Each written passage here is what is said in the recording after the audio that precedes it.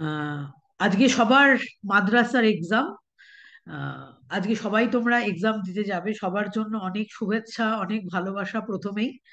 তো আজকেই আমাদের আজকে আমাদের একটা লাস্ট বলতে পারো, এই ক্লাসটা হচ্ছে আজকে। সেটা হচ্ছে যে গতকালের ক্লাসে আমি অলরেডি সেই ক্লাসটা ইউটিউবে আপলোড করেছি। সেই ক্লাসে আমরা টোটাল ওয়েস্টার্ন ফিলোসফিতে কি কি বিষয় থেকে প্রশ্ন হতে পারে তার একটা সামগ্রিক আলোচনা, আমরা লাস্ট মিনিট একটা সাজেশন বলতে পারো বা লাস্ট মিনিট আলোচনা আমরা করেছি।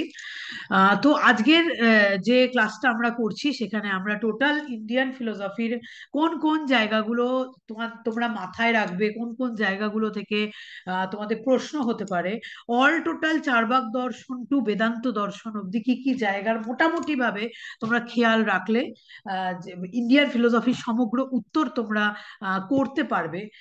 সেই জায়গাটা আজকের লাস্ট মুহূর্তে, লাস্ট মিনিটে, এটাকে বলে লাস্ট মিনিট ক্লাস আমাদের। এটা হচ্ছে লাস্ট মিনিটে আমরা সেই বিষয়গুলো আরেকবার বুঝে নেওয়ার চেষ্টা করব।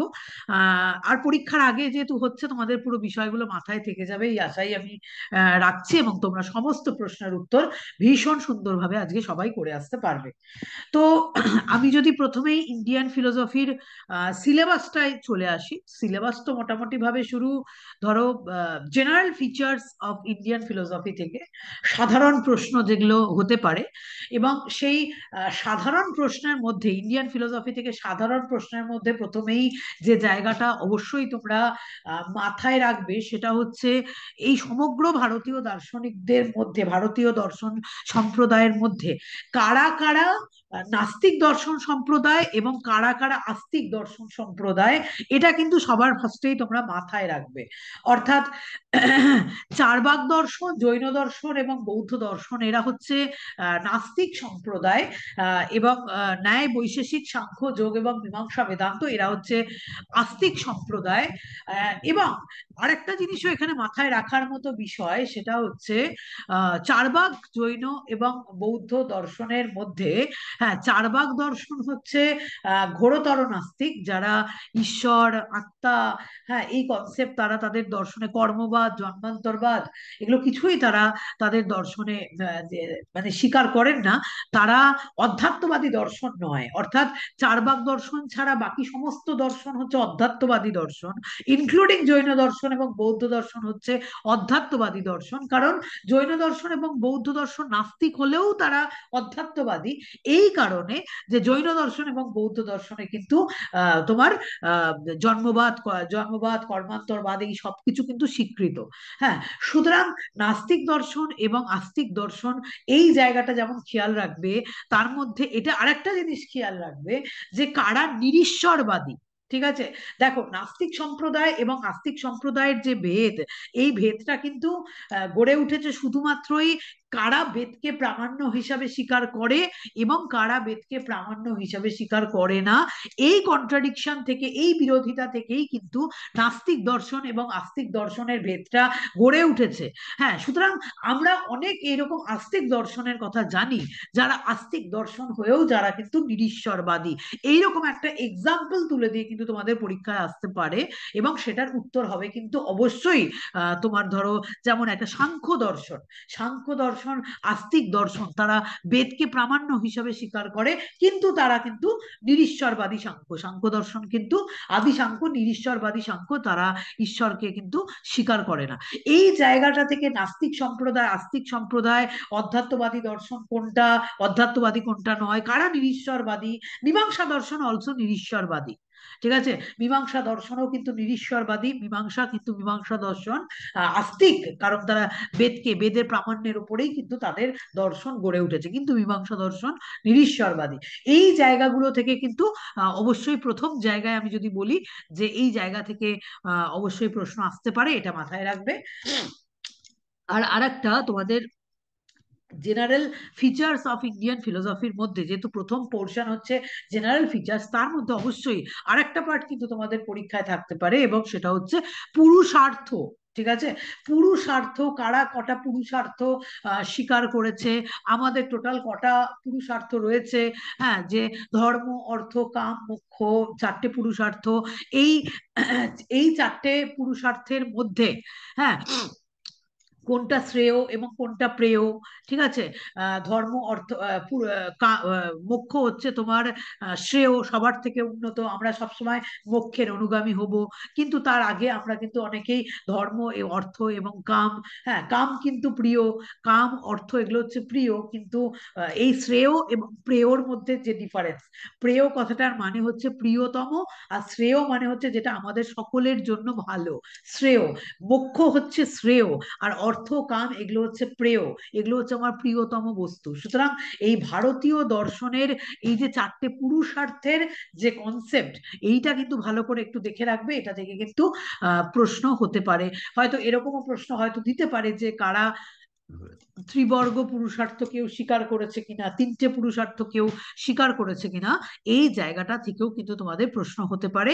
জেনারেল ফিচার্স এর মধ্যে আরেকটা জিনিস তোমরা জেনে রাখবে বা দেখে রাখবে, যে কটা বেদ আছে। এই যে বেদের যে চারটে ভাগ, সংহিতা, ব্রাহ্মণ, আরণ্যক এবং উপনিষদ, অলরেডি আমরা ক্লাস করেছি। এই জায়গাটাও কিন্তু আলোচনার একটা বিষয়বস্তু বা প্রশ্নের একটা বিষয়বস্তু হতে পারে জেনারেল ফিচার্স এর মধ্যে। এগুলো হচ্ছে জেনারেল ফিচার্স এর মধ্যে বেদ, চারটে ভাগ, সংহিতা, ব্রাহ্মণ, আরণ্যক, উপনিষদ। আশা করি এর বাইরে থেকে টিচাররা প্রশ্ন এর মধ্যে করবেন না। বাট আরো একটা প্রশ্ন হতে পারে, এই যে হোতা, উদ্গাতা, অধৈর্য এন্ড ব্রহ্মা, এর যে চারটে বেদের যে চারটে পুরোহিতের কথা বলা হয়েছে, হোতা, উদ্গাতা, অধৈর্য, ব্রহ্মা। হ্যাঁ, হোতা হচ্ছে ঋগ্বেদ, সামবেদের হচ্ছে উদ্গাতা, যজুর্বেদের হচ্ছে অধৈর্য, এবং অথর্ববেদের হচ্ছে ব্রহ্মা। এই জায়গাটাও কিন্তু একবার আলোচনার মধ্যে তোমাদের প্রশ্নের মধ্যে থাকতে পারে।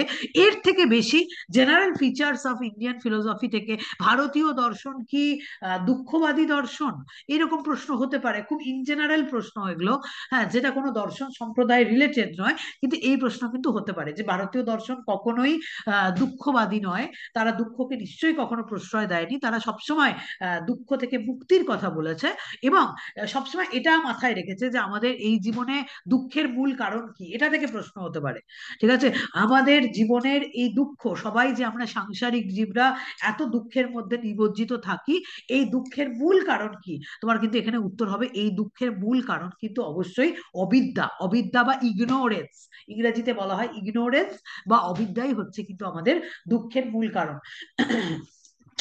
কটা উপনিষদের কথা আমরা জানতে পারি, ইন জেনারেল কটা উপনিষদের কথা জানতে পারি, যেমন হচ্ছে 108টা উপনিষদের কথা আমরা জানতে পারি। তার মধ্যে কোন উপনিষদ সবচেয়ে বড়, ছোট, আয়তনে, এই এই জায়গা জাস্ট একটুখানি, জাস্ট একবার চোখ বুলিয়ে রাখবে, যাতে general features of Indian philosophy থেকে যে কোনো ধরনের এইগুলো প্রশ্ন দিলে, হ্যাঁ, তোমরা উত্তর করতে পারো।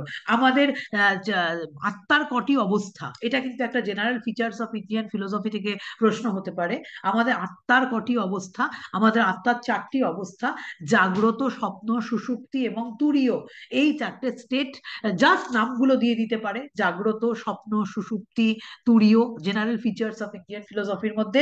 এর বাইরে আশা করি জেনারেল ফিচার্স থেকে আর কোনো ধরনের কোনো প্রশ্ন হয়তোবা আমাদের থাকবে না। এই বিষয়গুলো জাস্ট বেদের ওপর ওপর, উপনিষদের ওপর ওপর অংশ, হ্যাঁ, আস্তিক নাস্তিক সম্প্রদায় এবং বিশেষ করে পুরুষার্থ, হ্যাঁ, এটা খুব ইম্পর্টেন্ট, এই জায়গাটা কিন্তু অবশ্যই দেখে রাখবে জেনারেল ফিচার্স অফ ইন্ডিয়ান ফিলোসফির মধ্যে। সেকেন্ড, যদি আমরা প্রথম নাস্তিক দর্শন সম্প্রদায় সম্পর্কে আসি, সেটা হচ্ছে চারবাক দর্শন সম্প্রদায়। চারবাকের তিনটে জিনিস তোমাদের পাঠ্য আছে, একটা হচ্ছে চারবাক জ্ঞানতত্ত্ব, একটা হচ্ছে চারবাক অধিবিদ্যা, আর আর একটা হচ্ছে চারবাক এথিক্স। ঠিক আছে, প্রথমেই এই চারবাক দর্শন থেকে, চারবাক দর্শনের বিভিন্ন গ্রন্থগুলো, গ্রন্থগুলো কিন্তু খুব ইম্পর্টেন্ট, বিভিন্ন গ্রন্থগুলোর উপর থেকে কিন্তু তোমাদের অবশ্যই প্রশ্ন থাকতে পারে। এবং আরেকটা জায়গা যেটা, চারবাক দর্শনের কে প্রতিষ্ঠাতা, এই নিয়ে একটা মতবিরোধ রয়েছে, এটা একবার জাস্ট আমি তোমাদের মনে করিয়ে দিলাম। চারবাক দর্শনের প্রতিষ্ঠাতা, চারবাক শব্দটির কি অর্থ, চারুযুক্ত বাক থেকে চারবাক এসছে বা চর্ব ধাতু থেকে চারবাক এসছে, এইটা একটা প্রশ্নের জায়গা হতে পারে। চারবাক দর্শনের তিনটে সম্প্রদায়, বৈতন্ডিক চারবাক সম্প্রদায়, ধূর্ত চারবাক সম্প্রদায়, সুশিক্ষিত চারবাক সম্প্রদায়, চারবাক দর্শনের ডিফারেন্ট সম্প্রদায়। আর তার সাথে আরেকটা জিনিস যেখান থেকে প্রশ্ন আসবে, সেটা হচ্ছে চারবাক জ্ঞানতত্ত্ব, অর্থাৎ চারবাক এপিস্টেমোলজি। চারবাক এপিস্টেমোলজিতে চারবাকরা শুধুমাত্র পারসেপশন ইজ দ্য অনলি প্রমাণ, অর্থাৎ প্রত্যক্ষই একমাত্র প্রমাণ, এটা কারা তাদের দর্শনে স্বীকার করেছেন, অর্থাৎ শুধুমাত্র চার্বাকরা তাদের দর্শনে প্রত্যক্ষকে প্রমাণ হিসেবে স্বীকার করেছেন। তারা অনুমানকে প্রমাণ হিসেবে স্বীকার করেননি, শব্দকে প্রমাণ হিসেবে স্বীকার করেননি, বেদ বাক্য বা শ্রুতি বাক্যকেও তারা কিন্তু তাদের দর্শনে কোনোভাবেই প্রমাণ হিসাবে স্বীকার করেননি। তাহলে এখানে প্রশ্ন হতে পারে যে এই প্রত্যক্ষ ক প্রকার? চার্বাক দর্শনে প্রত্যক্ষকে ক ভাগে ভাগ করা হয়েছে, চার্বাক দর্শনেও কিন্তু প্রত্যক্ষকে দুভাগে ভাগ করা হয়েছে, নির্বিকল্পক প্রত্যক্ষ এবং সবিকল্পক প্রত্যক্ষ। আর আরেকটা জায়গা থেকে এখানে প্রশ্ন আসতে পারে যে চার্বাকরা কেন অনুমানকে প্রমাণ হিসাবে স্বীকার করে না? কেন চার্বাকরা অনুমানকে প্রমাণ হিসাবে স্বীকার করে না? কারণ অনুমান হচ্ছে ব্যাপ্তি নির্ভর, আর ব্যাপ্তি কিন্তু প্রত্যক্ষের মাধ্যম দিয়ে কখনোই প্রতিষ্ঠিত হতে পারে না। ব্যাপ্তি যেহেতু কখনো প্রত্যক্ষের মাধ্যমে প্রতিষ্ঠিত হতে পারে না, এই কারণে চার্বাকরা কিন্তু অনুমানকে প্রমাণ হিসাবে স্বীকার করতে পারছে না। কারণ অনুমানের যে মূল ভিত্তি সেটা হচ্ছে ব্যাপ্তি বা ইনভেরিয়েবল কনকমিটেন্স, যাকে ইংরেজিতে বলে ইনভেরিয়েবল কনকমিটেন্স। এই ব্যাপ্তি কখনোই, হ্যাঁ, ব্যাপ্তি হচ্ছে ত্রিকালব্যাপী সম্পর্ক, এটা কিন্তু কখনোই প্রত্যক্ষের মাধ্যমে যেহেতু প্রতিষ্ঠিত হতে পারে না, আর চার্বাকরা প্রত্যক্ষ ছাড়া অন্য কোনো কিছুকে কখনো প্রমাণ হিসেবে স্বীকার করে না, এই কারণেই তারা কিন্তু অনুমানকে কখনোই তাদের দর্শনে প্রমাণ হিসেবে তারা স্বীকার করতে পারছে না। ঠিক আছে? আর তারা তো ধরো শব্দকে প্রমাণ হিসাবে স্বীকার করে না, বেদ বাক্য শ্রুতি বাক্যকে প্রমাণ হিসাবে স্বীকার করে না, এটা তো তোমরা অবশ্যই জানো। আর আরেকটা মেন জায়গা থেকে যেটা প্রশ্ন আসার বেশি সম্ভাবনা থাকে সেটা হচ্ছে চার্বাকদের মেটাফিজিক্যাল ভিউ বা চার্বাকদের আদিবিদ্যক মতবাদ, এবং যেখানে ভূত চতুষ্টয়বাদ, হ্যাঁ, ভূত চতুষ্টয়বাদ কার মতবাদ? জড়বাদ, মেটেরিয়ালিজম। পুরো ভারতীয় দর্শনে কারা মেটেরিয়ালিস্টিক ফিলোসফার, অর্থাৎ কারা জড়বাদী দার্শনিক? এটা কিন্তু অবশ্যই চার্বাকরা জড়বাদী দার্শনিক। চার্বাকদের যে আদিবিদ্যক মতবাদ জগৎ সম্পর্কে, তার যে মতবাদ, সেই মতবাদকে কিন্তু ভূত চতুষ্টয়বাদ বলা হয়। তোমাকে এখানে প্রশ্ন দিতে পারে যে কেন চার্বাকদের মতবাদকে ভূত চতুষ্টয়বাদ বলা হয়? কারণ চার্বাকরা এটা মনে করেছেন যে আমাদের যে চারটে ভূত আছে, ক্ষিতি, অপ, তেজ, মরুত, এই চারটে ভূতের মাধ্যমেই এই জগতের সৃষ্টি। এইখান থেকে একটা খুব ইম্পর্টেন্ট প্রশ্ন আসতে পারে যে চার্বাকরা বোমকে কেন একটি পৃথক আলাদা স্বতন্ত্র ভূত হিসাবে তারা স্বীকার করে না? কারণ বোমকে বা আকাশকে, এই লাইনটা তুলে কিন্তু অবশ্যই প্রশ্ন হতে পারে যে বোমকে বা আকাশকে তারা কিন্তু বলেন যে বোম বা আকাশ এটা কিন্তু অনুমান লব্ধ, একে কিন্তু প্রত্যক্ষের মাধ্যমে পাওয়া যায় না, এবং এই কারণেই তারা কিন্তু বোমকে স্বীকার করেন না। কারণ চার্বাকরা অনুমানকে তারা প্রমাণ হিসাবে যেহেতু স্বীকার করেন না, এই কারণে তারা কিন্তু বোমকে আলাদা স্বতন্ত্র একটা ভূত হিসাবে স্বীকার করেন না। এবং কারা বলেছেন, হ্যাঁ, কারা বলেছেন যে মানে দেহাত্মবাদের কনসেপ্ট কাদের? হ্যাঁ, দেহই আত্মা। ঠিক আছে? চৈতন্য বিশিষ্ট দেহ এবং আত্মা, এই লাইনটা তুলে তোমাদের প্রশ্ন হতে পারে যে চৈতন্য বিশিষ্ট দেহ এবং আত্মা, হ্যাঁ, এই কনসেপ্ট কার? অবশ্যই কিন্তু এই কনসেপ্ট হচ্ছে চার্বাকদের। এর বাইরে চার্বাক দর্শন থেকে প্রশ্ন আসার সম্ভাবনা। আর চার্বাক এথিক্স, ঠিক আছে, জাস্ট দুটো জিনিস এথিক্স থেকে জেনে রাখবে, খুব ইম্পর্টেন্ট জায়গা তোমাদের মাথায় মনে করাচ্ছি। সেটা হচ্ছে চার্বাকদের ভারতীয় দর্শন, সমগ্র ভারতীয় দর্শনের মধ্যে চার্বাকদের সুখবাদী বলা হয় বা হেরোনিস্টিক ফিলোসফি চার্বাকদের সমর্থন, অর্থাৎ চার্বাকদের সুখবাদী বলা হয়। এবং চার্বাকরা শুধুমাত্রই দুটো পুরুষার্থ স্বীকার করেছেন, হ্যাঁ, অর্থ এবং কামকে তারা কিন্তু শুধুমাত্র পুরুষার্থ হিসাবে স্বীকার করেছেন, অর্থকে মিনস হিসাবে স্বীকার করেছেন, এবং তোমার হচ্ছে কামকে তারা কিন্তু এন্ড হিসাবে স্বীকার করেছেন। তাদের জীবনের পরম পুরুষার্থ হচ্ছে কাম বা কামনা, এবং এই কামকে পূরণ করার উপায় হচ্ছে কিন্তু অর্থ। হ্যাঁ, এখানে কিন্তু অবশ্যই প্রশ্ন আসতে পারে কোনটা হচ্ছে মিনস আর কোনটা হচ্ছে এন্ড। হ্যাঁ, মিনস হচ্ছে কিন্তু আমাদের অর্থ, আর এন্ড হচ্ছে কিন্তু আমাদের, অবশ্যই ভাবে আমাদের এন্ড হচ্ছে কাম। হ্যাঁ, কামকে পূরণ করার জন্য, কামকে চরিতার্থ করার জন্য কিন্তু এখানে অর্থ গৌণ পুরুষার্থ হিসাবে স্বীকৃত। মুখ্য পুরুষার্থ স্বীকৃত হচ্ছে তোমার কাম, আর গৌণ পুরুষার্থ হিসাবে স্বীকৃত হচ্ছে অর্থ। হ্যাঁ, এইটা ইম্পর্টেন্ট, এইটুকু জায়গা ভালো করে দেখে রাখবে। তাহলে আমি বললাম যে চার্বাক দর্শন, জাস্ট চার্বাক দর্শনের এপিস্টেমোলজিক্যাল পার্ট, চার্বাকরা কি স্বীকার করেছে আর কি স্বীকার করেননি, আর তাদের আদিবিদ্যক মতবাদ, মেটাফিজিক্যাল ভিউ। হ্যাঁ, তাদের মেটাফিজিক্যাল ভিউ এর নাম হচ্ছে কিন্তু ভূত চতুষ্টয়বাদ, এটা হচ্ছে তাদের মেটাফিজিক্যাল ভিউ, তাদের আদিবিদ্যক মতবাদ। জগৎ সৃষ্টির ব্যাপারে তোমাকে এখান থেকে প্রশ্ন দিতে পারে, জগৎ সৃষ্টির ব্যাপারে চার্বাকদের মতবাদ কি নামে পরিচিত? অবশ্যই জগৎ সৃষ্টির ব্যাপারে চার্বাকদের মতবাদ ভূত চতুষ্টয়বাদ নামে পরিচিত। তার চার্বাকরা জড়বাদী, ভূত চতুষ্টয়বাদী, হ্যাঁ, আর দেহাত্মবাদী, দেহকে চৈতন্য বিশিষ্ট দেহকেই তারা আত্মা বলে স্বীকার করেছেন। হ্যাঁ, এই জায়গাটা মাথায় রাখবে। আর এথিক্স এর মধ্যে জাস্ট কাম এবং অর্থ, অর্থ গৌণ পুরুষার্থ, মুখ্য পুরুষার্থ হচ্ছে কাম, কামকে চরিতার্থ করার জন্য অর্থের প্রয়োজন। আর হচ্ছে তোমার চার্বাকরা সুখবাদী দার্শনিক, হ্যাঁ, যাবজ্জীবেত সুখং জীবেত ঋণং কৃত্বা হৃদং পিবেত। এই জায়গাটা জাস্ট একটুখানি মাথায় রাখলে আশা করি চার্বাক দর্শন থেকে সমস্ত প্রশ্ন, যদি একটা বা ম্যাম, দুটো, অবশ্যই। হ্যাঁ বলো। বলছি চার্বাকদের ওই যদৃচ্ছাবাদ কার্যকারণ তত্ত্ব ওইটা। হ্যাঁ দিতে পারে, যদৃচ্ছাবাদটা দিতে পারে। হ্যাঁ, যদৃচ্ছাবাদ বলতে চার্বাকদের মানে আকস্মিকতাবাদ চার্বাক দর্শনে স্বীকৃত। যদৃচ্ছাবাদ, যদৃচ্ছাবাদ এই শব্দটা যা জেনে রাখবে। হ্যাঁ, কার্যকারণ সম্পর্কে চার্বাকদের যে মতবাদ যদৃচ্ছাবাদ নামে পরিচিত, এটা জাস্ট একটু জেনে রাখলেই হবে, এর বাইরে আসবে না। যদৃচ্ছাবাদ থেকে খুব বেশি প্রশ্ন আসে না। বাট স্বভাববাদ। দেহাত্মবাদ, স্বভাববাদ, দেহাত্মবাদ, হ্যাঁ, স্বভাববাদ শব্দটাও একটুখানি জেনে রাখবে, কারণ সমস্ত কিছুই জগতে ঘটছে তার স্বভাবের জন্য। জলের স্বভাব হচ্ছে শীতলতা, ইক্ষুর স্বভাব হচ্ছে মিষ্টতা, স্বভাব অনুযায়ী প্রত্যেকটা বস্তু নিজের মতো করে কাজ করে যাচ্ছে। এইখানে কোনো অনিবার্য কার্যকারণ সম্পর্ক চার্বাকরা কিন্তু তাদের দর্শনে স্বীকার করেন। ঠিক আছে, তাদের যদৃচ্ছাবাদের কনসেপ্ট বা আকস্মিকতাবাদের কনসেপ্ট, এটা জাস্ট একটুখানি জেনে রাখো তাহলেই হবে। তাহলে এর বাইরে থেকে আশা করি তোমাদের চার্বাক দর্শন থেকে আর কোনো ধরনের কোনো প্রশ্ন হবে না। জাস্ট আমি টু দা পয়েন্ট এই পয়েন্টগুলো বলে দিলাম, এর এইটুকুর মধ্যেই প্রশ্ন হবে। এইবার আমি যদি জৈনিজমের কনসেপ্টে আসি, হ্যাঁ, জৈনিজম বা জৈন দর্শন, জৈন দর্শনে সবার প্রথমে এটা প্রশ্ন হতে পারে যে জৈন শব্দটা কোথা থেকে এসেছে। হ্যাঁ, এই প্রশ্নটা সবার আগে হতে পারে যে জৈন শব্দটা কোথা থেকে এসেছে, তার মানে কি, জৈন শব্দটা কোথা থেকে এসেছে এবং তার কি মানে, এখান থেকে কিন্তু অবশ্যই প্রশ্ন হতে পারে। ঠিক আছে, জিন শব্দ থেকে জৈন শব্দের উৎপত্তি। জি, জিন শব্দটা এসছে জি ধাতু থেকে, আর জি ধাতুর মানে হচ্ছে জয় করা।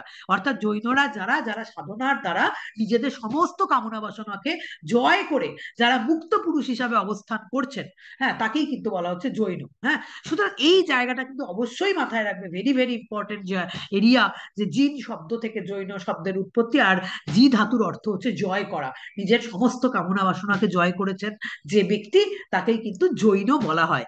এবং এই জৈনদের যে 24 জন তীর্থঙ্করের নাম পাওয়া যায়, ঠিক আছে, তার মধ্যে 23তম তীর্থঙ্কর এবং যিনি 24তম তীর্থঙ্কর, তাদের নামের ওপর থেকে প্রশ্ন হতে পারে। হ্যাঁ, জৈন দর্শনরা অবশ্যই নিরীশ্বরবাদী। জৈনরা বেদকে যেমন প্রামাণ্য হিসাবে স্বীকার করে না, তেমনি জৈনরা কিন্তু ঈশ্বরকেও স্বীকার করে না, কারণ তারা ঈশ্বর জ্ঞানে তীর্থঙ্করদের পুজো করে। জৈন দর্শনের যারা সিদ্ধ পুরুষ, হ্যাঁ, জৈন দর্শনের যারা সিদ্ধ পুরুষ, তারা তাদেরকেই তারা ঈশ্বর জ্ঞানে পুজো করে। সুতরাং জৈনরা কিন্তু অবশ্যই নিরীশ্বরবাদী এবং জৈনরা কিন্তু অবশ্যই বেদকে প্রমাণ হিসাবে স্বীকার করেন না। জৈনদের টোটাল দুটো সম্প্রদায় রয়েছে, একটি হচ্ছে শ্বেতাম্বর সম্প্রদায়, একটি হচ্ছে দিগম্বর সম্প্রদায়, জাস্ট একটু জেনে রাখা। আর তার থেকে এখানে আরেকটা বেশি প্রশ্ন হতে পারে যে জৈনদের মূল তিনটে নীতি কি কি, এখান থেকে কিন্তু ইম্পর্টেন্ট প্রশ্ন হতে পারে যে জৈনদের মূল তিনটে নীতি কি কি। সম্যক দর্শন, সম্যক জ্ঞান এবং সম্যক চরিত্র, এই তিনটে মূল নীতি বা ত্রিরত্ন। জৈন দর্শনে কাকে ত্রিরত্ন বলা হয়? ইট ইজ ভেরি ইম্পর্টেন্ট যে সম্যক দর্শন, সম্যক সরি সম্যক, হ্যাঁ, সম্যক জ্ঞান, সম্যক দর্শন এবং সম্যক চরিত্র। হ্যাঁ, এটা জৈন দর্শনে কিন্তু ত্রিরত্ন হিসাবে বিখ্যাত। এখান থেকে কিন্তু অনেকবারই প্রশ্নগত হয়েছে, আগে হয়েছে, এখনো কিন্তু হতে পারে। আর আরেকটা জায়গা যেটা মাথায় রাখবে, হয়তো তোমাদের সিলেবাসে নেই কিন্তু প্রশ্ন অবশ্যই দিতে পারে, যে জৈন দর্শনের জ্ঞানকে ক ভাগে ভাগ করা হয়। হ্যাঁ, জৈন দর্শনের জ্ঞানকে টোটাল 5 ভাগে ভাগ করা হয়।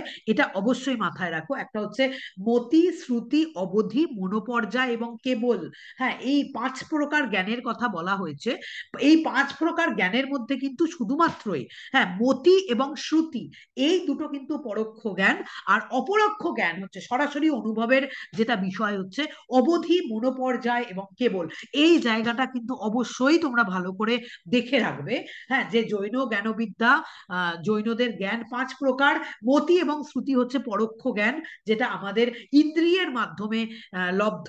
আর অবধি, মনোপর্যায় এবং কেবল, এই 3 প্রকার জ্ঞান কিন্তু আমাদের অবশ্যই হচ্ছে আমাদের সরাসরি লব্ধ। হ্যাঁ, ইন্টুইটিভ এই 3 প্রকার জ্ঞান। সেই জন্য এই 3 প্রকার জ্ঞানকে কিন্তু অপরোক্ষ জ্ঞান বলা হয়, আর মতি এবং শ্রুতিকে কিন্তু শুধুমাত্র পরোক্ষ জ্ঞানের পর্যায়ে রাখা হয়। এবং এটা কিন্তু জৈনদের একান্ত জ্ঞানতাত্ত্বিক ভিউ, জৈনদের এপিস্টেমোলজিক্যাল ভিউ। এবং জৈনদের যেটা মেটাফিজিক্যাল ভিউ, আদিবিদ্যক মতবাদ, জৈনদের যেটা আদিবিদ্যক মতবাদ, অবশ্যই সেই মতবাদকে আমরা জানি, সেই মতবাদকে অনেকান্তবাদ বলা হয়। হ্যাঁ, এটা কিন্তু জৈনদের মেটাফিজিক্যাল ভিউ, অনেকান্তবাদ। হ্যাঁ, এবং এই অনেকান্তবাদ থেকেই পরবর্তীকালে, এখান থেকে কিন্তু তোমাদের অবশ্যই প্রশ্ন হতে পারে যে জৈনরা তাদের মেটাফিজিক্যাল ভিউ অনেকান্তবাদ থেকে পরবর্তীকালে তার জ্ঞানতাত্ত্বিক ভিউ স্বাদবাদে কিন্তু তারা উপনীত হয়েছিলেন। হ্যাঁ, অনেকান্তবাদের মূল বক্তব্যই হচ্ছে, বা জৈনদের মূল বক্তব্যই হচ্ছে বস্তু অনন্ত ধর্ম বিশিষ্ট। ঠিক আছে, অনন্ত ধর্মাত্মকমেব বস্তু, বস্তু অনন্ত ধর্ম বিশিষ্ট। আর আরেকটা জায়গা থেকে এখানে প্রশ্ন আসতে পারে, সেটা হচ্ছে কোনো একটি সৎ বস্তুর কি কি লক্ষণ আছে, সৎ বস্তুর কি কি লক্ষণ। হ্যাঁ, উৎপাদ ব্যয় দ্রব্যযুক্ত সৎ, একটা সৎ বস্তুর কি কি লক্ষণ।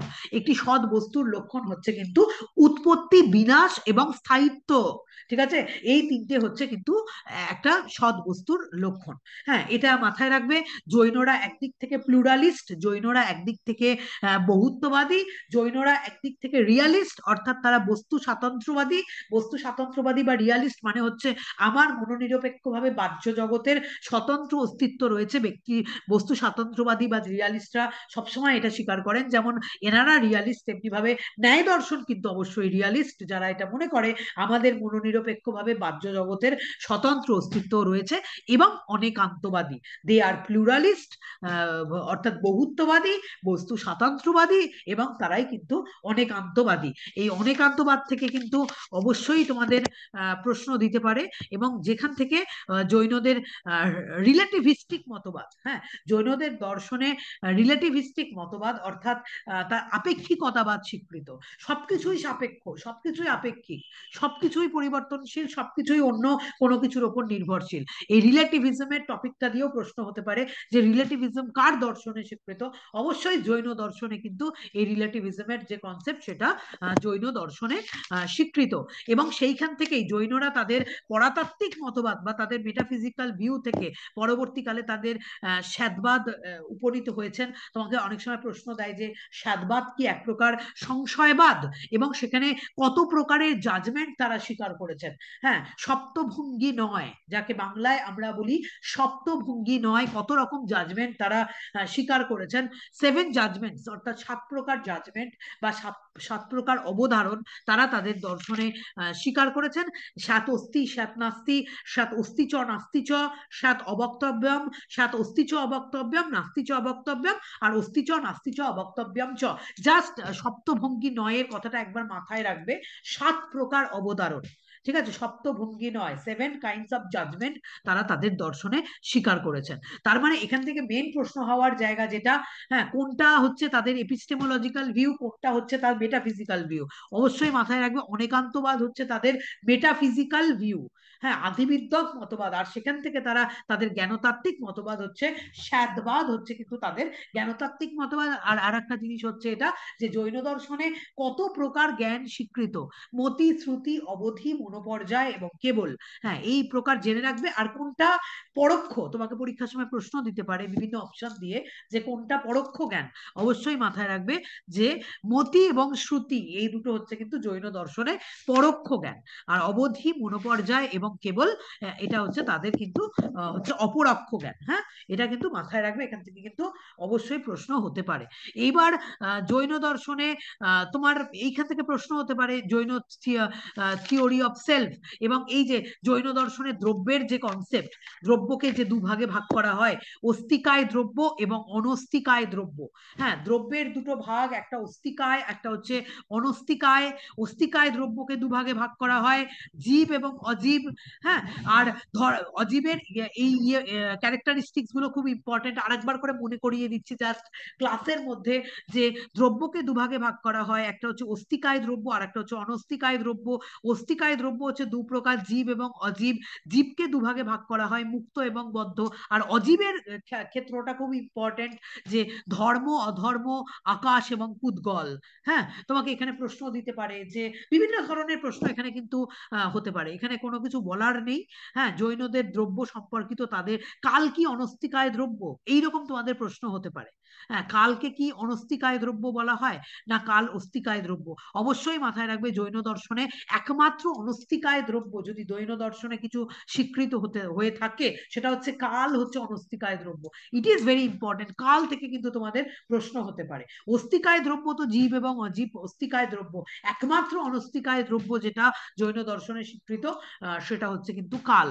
হ্যাঁ, আর আরেকটা জিনিসও অনেক সময় ম্যাচিং করতে দেয়, পাঁচ ইন্দ্রিয়যুক্ত প্রাণী, চার ইন্দ্রিয়যুক্ত প্রাণী, তিন ইন্দ্রিয়যুক্ত প্রাণী এবং দুই ইন্দ্রিয়যুক্ত প্রাণী দিয়ে ম্যাচিং করতে দেয়। কে পাঁচ ইন্দ্রিয়, কে চার ইন্দ্রিয়, কে তিন ইন্দ্রিয়, কে দুই ইন্দ্রিয়। যেমন মানুষ হচ্ছে পাঁচ ইন্দ্রিয়, মানুষ পশু পক্ষী এরা হচ্ছে পাঁচ ইন্দ্রিয় যুক্ত। মাছি মৌমাছি এরা হচ্ছে চার ইন্দ্রিয় যুক্ত। পিপিলিকা জোঁক এরা হচ্ছে তিন ইন্দ্রিয় যুক্ত। আর শঙ্খ শামুক এরা হচ্ছে দুই ইন্দ্রিয় যুক্ত। এটা কিন্তু প্রশ্ন হতে পারে, তোমাদের ম্যাচিং করতে দিতে পারে কত ইন্দ্রিয় যুক্ত কোন প্রাণীর কথা বলা হয়েছে জৈন দর্শনে। আর অনস্তিকায় দ্রব্য হিসাবে কাল স্বীকৃত। আর অজীবকে চার ভাগে ভাগ করা হয়, ধর্ম, অধর্ম, আকাশ এবং পুদ্গল। এটা কিন্তু মাথায় রাখবে। এর বাইরে, এর বাইরে আর একটা জায়গা থেকে তোমাদের প্রশ্ন হতে পারে, সেটা হচ্ছে এই যে, ম্যাম, হ্যাঁ বলো। এই এক ইন্দ্রিয়যুক্ত প্রাণী তাহলে কি? ওইটা মনে হয় ইয়ে আছে, আহ গাছ উদ্ভিদ। বলেছিলাম। হ্যাঁ, হ্যাঁ ও ম্যাম, উদ্ভিদ উদ্ভিদ। গাছ হ্যাঁ, উদ্ভিদ, বলেছিলাম, উদ্ভিদ, গাছ উদ্ভিদ। যা গাছ, স্পর্শিত। উদ্ভিদ, উদ্ভিদ। উদ্ভিদ হচ্ছে এক ইন্দ্রিয়যুক্ত প্রাণী। জৈন দর্শনের ক্লাসগুলো ভালো করে তোমরা দেখবে, জৈন দর্শনের ক্লাসে এগুলো সম্পূর্ণ ইন ডিটেলড আলোচনা করা আছে। হ্যাঁ, তাহলে এক ইন্দ্রিয়যুক্ত প্রাণী হচ্ছে কিন্তু উদ্ভিদ। উদ্ভিদ হচ্ছে এক ইন্দ্রিয়যুক্ত। আর এইখানে আর একটা জায়গা তোমরা মাথায় রাখবে, হ্যাঁ, যেখান থেকে বারে বারেই প্রশ্ন হয়।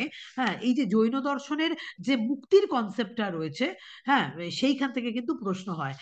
সংবর কাকে বলে, নির্ঝর কাকে বলে। হ্যাঁ, ভাব বন্ধন কি, বন্ধনকে দুভাগে ভাগ করা হয়, ভাব বন্ধন এবং দ্রব্য বন্ধন। হ্যাঁ, এটা মাথায় রাখবে, ভাব বন্ধন, দ্রব্য বন্ধন। আর সংবর কাকে বলে, আশ্রব কাকে বলে। হ্যাঁ, আশ্রব হচ্ছে আমাদের, এটা কিন্তু মাথায় রাখবে, আশ্রব হচ্ছে আমাদের বন্ধনের কারণ, আর সংবর হচ্ছে আমাদের কিন্তু মুক্তির কারণ। এটা কিন্তু, what is the difference between asrava and samvara? আশ্রব হচ্ছে আমাদের বন্ধনের কারণ, আর আমাদের মুক্তির কারণ হচ্ছে কিন্তু আমাদের সংবর, হচ্ছে কিন্তু আমাদের মুক্তির কারণ। এখানে জৈন দর্শনে পঞ্চ মহাব্রত হিসাবে কোন কোনগুলো স্বীকৃত, ওইদিকে যেমন ত্রিরত্নের কথা বলা হচ্ছে, সম্যক দর্শন, সম্যক জ্ঞান এবং সম্যক চরিত্র। আর এইদিকে পঞ্চ মহাব্রত যেটা রয়েছে, অহিংসা, সত্য, অস্তেয়, ব্রহ্মচর্য এবং অপরিগ্রহ। জৈন দর্শনে শ্রমণদের জন্য কিন্তু এই পঞ্চ মহাব্রত স্বীকৃত, এবং আমরা যারা সাধারণ মানুষ তাদের পালনীয় কর্তব্য হচ্ছে অনুব্রত। আমরা অনুব্রত পালন করব সাধারণ মানুষ হিসাবে। আর জৈনদের যারা শ্রমণ, জৈনদের যারা তীর্থঙ্কর, তারা কিন্তু সবাই পঞ্চ মহাব্রত তারা কিন্তু পালন করবেন। এই পঞ্চ মহাব্রত কি কি? অহিংসা, সত্য, অস্তেয়, ব্রহ্মচর্য এবং অপরিগ্রহ। হ্যাঁ, জাস্ট এর বাইরে আর কিছু হবে না। মোটামুটি সব জায়গাগুলো আমি তোমাদের কভার করে দিলাম, বলে দিলাম। একটা হচ্ছে তাদের পরাতাত্ত্বিক, প্রথমে হচ্ছে জৈন শব্দটা কোথা থেকে এসেছে, এটা ইম্পর্টেন্ট। জৈনদের কতজন তীর্থঙ্কর আছে, বিশেষ করে 23তম 24তম তীর্থঙ্করের নাম কিন্তু তোমাদের দিতে পারে। জৈনদের দুটো সম্প্রদায়, শ্বেতাম্বর এবং দিগম্বর সম্প্রদায়। জৈনদের ত্রিরত্ন, হ্যাঁ, সম্যক দর্শন, সম্যক জ্ঞান, সম্যক চরিত্র। জৈন দর্শনে তোমার হচ্ছে ওই যে জৈনদের 5 প্রকার যে জ্ঞান, মতিশ্রুতি, অবধি, মনোপর্যায়, কেবল। জৈনদের পরাতাত্ত্বিক মতবাদ হচ্ছে অনেকান্তবাদ। জৈনদের জ্ঞানতাত্ত্বিক মতবাদ হচ্ছে স্বাদবাদ। জৈনদের দ্রব্য সম্পর্কিত মতবাদ আমি বললাম কাল একমাত্র হচ্ছে অনস্তিকায় দ্রব্য, বাকি হচ্ছে সবকিছু অস্তিকায় দ্রব্য। Jain theory of self and liberation, আশ্রব হচ্ছে আমাদের বন্ধনের মূল কারণ এবং মুক্তি হচ্ছে আমাদের, সংবর হচ্ছে আমাদের মুক্তির মূল কারণ। জৈন দর্শনে পঞ্চমহাব্রত হিসেবে স্বীকৃত কিন্তু তোমার অহিংসা, সত্য, অস্তেয়, ব্রহ্মচর্য এবং অপরিগ্রহ, এটা কিন্তু হচ্ছে তোমার পঞ্চমহাব্রত হিসেবে স্বীকৃত। এগুলো কিন্তু ইম্পর্টেন্ট। আশা করি এর বাইরে থেকে জৈন দর্শনে আর কোনো ধরনের কোনো প্রশ্ন ম্যাম, আসবে না। হ্যাঁ বলো। নির্ঝরার যে জায়গাটা আছে, হ্যাঁ, আসতে পারে তো, একটু দেখে নাও। সবটা তো সবসময় বলা হচ্ছে না। তোমার সংবর, নির্ঝর এগুলো থেকেই সবসময় প্রশ্ন হয়, একটু দেখে নেবে। ঠিক আছে, এই জায়গাটা থাকে, এই জায়গাটা প্রশ্ন থাকে। ঠিক আছে, ওই জৈন দর্শনে যেহেতু এখানে এই যে দেখো না, টপিকের মধ্যেই তোমাদের দিয়ে দিয়েছে যে Jain theory of self and liberation, self and liberation সম্পর্কে যত ধরনের তোমার কনসেপ্ট গুলো রয়েছে, জাস্ট একবার চোখ বুলিয়ে যাও তাহলেই হবে। ঠিক আছে, জাস্ট একবার চোখ বুলিয়ে যাও। এর বাইরে থেকে আমি মোটামুটি যা যা যা যা বললাম, এর বাইরে থেকে কোনো প্রশ্ন আসার সম্ভাবনা সেই রকম ভাবে নেই, কিন্তু সত্যি সত্যি নেই। হ্যাঁ, এইবার যদি আমি সরাসরি বৌদ্ধ দর্শনে চলে আসি। হ্যাঁ, বৌদ্ধ দর্শন তো অনেক বড় এরিয়া, আমি একটু ইনশর্ট তোমাদের বৌদ্ধ দর্শনটা আলোচনা করে দিতে চাই। হ্যাঁ, এবং সেটা হচ্ছে প্রথমেই এটা যে আমাদের অ্যাকর্ডিং টু গৌতম বুদ্ধ আমাদের দুঃখের মূল কারণ কি। হ্যাঁ, এটা প্রশ্ন দিতে পারে। অ্যাকর্ডিং টু গৌতম বুদ্ধ আমাদের দুঃখের মূল কারণ হচ্ছে অবিদ্যা বা ইগনোরেন্স, যেটা দিয়ে আমরা শুরু করলাম। অবিদ্যা হচ্ছে আমাদের দুঃখের মূল কারণ। এবার তারপরে 4 নোবেল ট্রুথ, আমাদের যে বৌদ্ধ দর্শনের যে 4টি আর্য সত্য রয়েছে। হ্যাঁ, এই আর্য সত্য থেকে কিন্তু অবশ্যই প্রশ্ন হতে পারে। দুঃখ আছে, দুঃখের কারণ আছে, দুঃখ নিরোধ সম্ভব, দুঃখ নিরোধের উপায় আছে। অনেক সময় প্রশ্ন দেয় আমাদের প্রতীত্য জৈন দর্শনের প্রতীত্য সমুৎপাতবাদ থিওরি, হ্যাঁ, কোন আর্য সত্যের উপরে প্রতিষ্ঠিত? অবশ্যই সেকেন্ড আর্য সত্য, অর্থাৎ দুঃখের কারণ আছে। জৈনদের, সরি, বৌদ্ধদের টোটাল কার্যকারণ থিওরি কিন্তু এই দ্বিতীয় আর্য সত্যের উপরেই প্রতিষ্ঠিত, যেখানে বলা হয়েছে যে দুঃখের কারণ আছে। হ্যাঁ, তো প্রথম আর্য সত্য তো দুঃখ আছে, সেকেন্ড আর্য সত্য দুঃখের কারণ আছে, এবং সেখানে ভবচক্র বা দ্বাদশ শৃঙ্খলের কথা যেটা বলা হয়েছে। হ্যাঁ, অবিদ্যা, সংস্কার, বিজ্ঞান, নামরূপ, সরায়তন, স্পর্শ, বেদনা, তৃষ্ণা, উপাদান, ভবজাতি, জরাবরণ, এই যে দ্বাদশ নিদান, এই দ্বাদশ নিদানও কিন্তু আমাদের দ্বিতীয় আর্য সত্যের সঙ্গেই কিন্তু আমাদের অ্যাসোসিয়েটেড। ঠিক আছে, দ্বাদশ নিদান, দ্বাদশ নিদান, কার্যকারণ তত্ত্ব, প্রতীত্য সমুৎপাতবাদ, এগুলো সবই দ্বিতীয় আর্য সত্যের সঙ্গে জড়িত। প্রত্যেকটাই কার্যকারণ শৃঙ্খল, কার্যকারণ শৃঙ্খলই হচ্ছে আমাদের দ্বিতীয় আর্য সত্য। তৃতীয় আর্য সত্যতে বলা হয়েছে দুঃখের নিরোধ সম্ভব। হ্যাঁ, আর চতুর্থ আর্য সত্যতে, এবং দুঃখের নিরোধ সম্ভব যখন বলা হচ্ছে, তখন নির্বাণ প্রাপ্ত ব্যক্তিকে অরিত বলা হয়। নির্বাণ প্রাপ্ত ব্যক্তিকে অরিত বলা হয়, সেটা কিন্তু বৌদ্ধ দর্শনে। বৌদ্ধ দর্শনে যারা মুক্তি লাভ করেছে বা যারা নির্বাণ প্রাপ্ত ব্যক্তি, তাদের অরিত বলা হয়। নির্বাণ বলা হয়েছে একটা আনন্দময় অবস্থার সঙ্গে নির্বাণকে বা মুক্তিকে কিন্তু তুলনা করা হয়েছে, এবং তৃতীয় আর্য সত্যে কিন্তু এই বিষয়গুলো আলোচনা করা আছে। আর ফোর্থ আর্য সত্যে বলছে যে দুঃখ নিরোধ সম্ভব এবং দুঃখ নিরোধের উপায় আছে, এবং সেখানে দুঃখ নিরোধের উপায় স্বরূপ অষ্টাঙ্গিক মার্গের কথা বলা হয়েছে। হ্যাঁ, অষ্টাঙ্গিক মার্গের কথা বলা হয়েছে। সম্যক দৃষ্টি, সম্যক সংকল্প, সম্যক বাক, সম্যক কর্মান্ত, সম্যক আজীব, সম্যক ব্যায়াম, সম্যক স্মৃতি, সম্যক সমাধি। তোমাকে পরীক্ষার সময় এটা প্রশ্ন দিতে পারে যে দুঃখ নিরোধের উপায় হিসাবে, হ্যাঁ, বৌদ্ধ দর্শনে কি বলা হয়েছে? অষ্টাঙ্গিক মার্গের কথা বলা হয়েছে বৌদ্ধ দর্শনে দুঃখ নিরোধের উপায় হিসাবে। তার পরবর্তীকালে প্রতীত্য সমুৎপাতবাদ থিওরি, হ্যাঁ, তাদের নৈরাত্ম্যবাদ theory, the doctrine of no self, no permanent self, এটা কিন্তু বৌদ্ধ দর্শনে স্বীকৃত। এই শব্দগুলো জাস্ট একটুখানি মাথায় রাখো। প্রতীত্য সমুৎপাতবাদ, অনাত্মবাদ, নৈরাত্ম্যবাদ, ক্ষণিকত্ববাদ। ঠিক আছে, ক্ষণিকত্ববাদ। হ্যাঁ, বস্তু হচ্ছে ক্ষণিক, বস্তু হচ্ছে মোমেন্টারি, এই শব্দটা very important. Everything is momentary. হ্যাঁ, কে বলেছেন? হ্যাঁ, এটা কিন্তু বৌদ্ধ দর্শন বলেছেন যে এভরিথিং ইজ মোমেন্টারি। হ্যাঁ, সর্বই হচ্ছে, সবকিছুই হচ্ছে কিন্তু ক্ষণিক। আর বৌদ্ধ দর্শনে এই ক্ষণিকত্ববাদের মধ্যে আরেকটা জিনিস আছে যে সদ্বস্তুর কি লক্ষণ। হ্যাঁ, বৌদ্ধ দর্শনে সদ্বস্তুর কি লক্ষণ? হ্যাঁ, অর্থক্রিয়াকারিত্ব। হ্যাঁ, সদ্বস্তুর লক্ষণ হচ্ছে অর্থক্রিয়াকারিত্ব, লক্ষণম সৎ, সৎ বস্তুর লক্ষণ, সৎ বস্তু অর্থক্রিয়াকারী হবে, অর্থক্রিয়াকারী মানে কার্য উৎপাদনে সমর্থ হবে। যে বস্তু কার্য উৎপাদনে সমর্থ সেটাই হচ্ছে সৎ বস্তু, আর যে বস্তু কার্য উৎপাদনে সমর্থ নয় সে কিন্তু সৎ বস্তু নয়। যেমন হচ্ছে তোমার আকাশ কুসুম, বন্ধাপুত্র, এরা সৎ বস্তু নয়, কারণ এরা অর্থক্রিয়াকারী নয়, কিন্তু যেটা অর্থক্রিয়াকারী সেটাই হচ্ছে সৎ বস্তু, সৎ বস্তু। আর বলা হয়েছে এখানে ক্ষণিকত্ববাদ স্বীকৃত। জাস্ট এই কনসেপ্ট গুলো, যে প্রতীপ্ত সমুৎপাদবাদ, ক্ষণিকত্ববাদ, অনাত্মবাদ, নৈরাত্মবাদ, এই থিওরি গুলো অ্যাসোসিয়েটেড উইথ বৌদ্ধ দর্শন। হ্যাঁ, এগুলো সবই আমাদের বৌদ্ধ দর্শনের মধ্যে পড়ে। ও আর একটা জিনিস, বৌদ্ধ দর্শনে ত্রিপিটক, তাদের যে মূল পবিত্র গ্রন্থের নাম কি? তাদের মূল পবিত্র গ্রন্থের নাম হচ্ছে ত্রিপিটক। এখান থেকে অনেক সময় প্রশ্ন দেয় যে ত্রিপিটকের যে 3টে পিটক রয়েছে, ত্রিপিটক কথাটার মানে হচ্ছে ঝাঁপি বা ঝুড়ি বা বাস্কেট, 3 বাস্কেটস। হ্যাঁ, বলা হয় ত্রিপিটক অর্থাৎ 3 বাস্কেটস। হ্যাঁ, এই ত্রিপিটক হচ্ছে সুত্ত পিটক, বিনয় পিটক এবং অভিধম্ম পিটক। বলা হয় যে কোন পিটকে কি আলোচনা হয়েছে। বিনয় পিটক, প্রথমে যদি আমি সুত্ত পিটকে আসি, হ্যাঁ, সেখানে কিন্তু বুদ্ধদেবের যে উপদেশ সেগুলো কিন্তু সূত্র আকারে বা সংক্ষিপ্ত আকারে কিন্তু সুত্ত পিটকে লেখা আছে। বিনয় পিটক, যেটা বিনয় অর্থাৎ সৎ আচরণ, বৌদ্ধ সন্ন্যাসীরা কি ধরনের আচরণ করবে সেটা বিনয় পিটকে লেখা আছে। আর লাস্ট হচ্ছে কিন্তু আমাদের অভিধম্ম পিটক। হ্যাঁ, সূত্র পিটক, বিনয় পিটক এবং অভিধম্ম পিটক। এবং অভিধম্ম পিটকে বৌদ্ধ দর্শনের, এটা প্রশ্ন দিতে পারে যে বৌদ্ধ দর্শনের টোটাল যাবতীয় যে ফিলোসফিক্যাল ডিসকাশন বা ফিলোসফিক্যাল দার্শনিক যে আলোচনা কোন পিটকে আছে, এটা কিন্তু অবশ্যই অভিধম্ম পিটকে কিন্তু দার্শনিক তত্ত্বের আলোচনা আমরা আমাদের অভিধম্ম পিটকেই কিন্তু পাই। সুতরাং এই যে 3টে পিটক, তার কি মানে 3 বাস্কেটস, ঝুড়ি, পেটিকা, হ্যাঁ, তাকে কিন্তু বলা হয় ত্রিপিটক।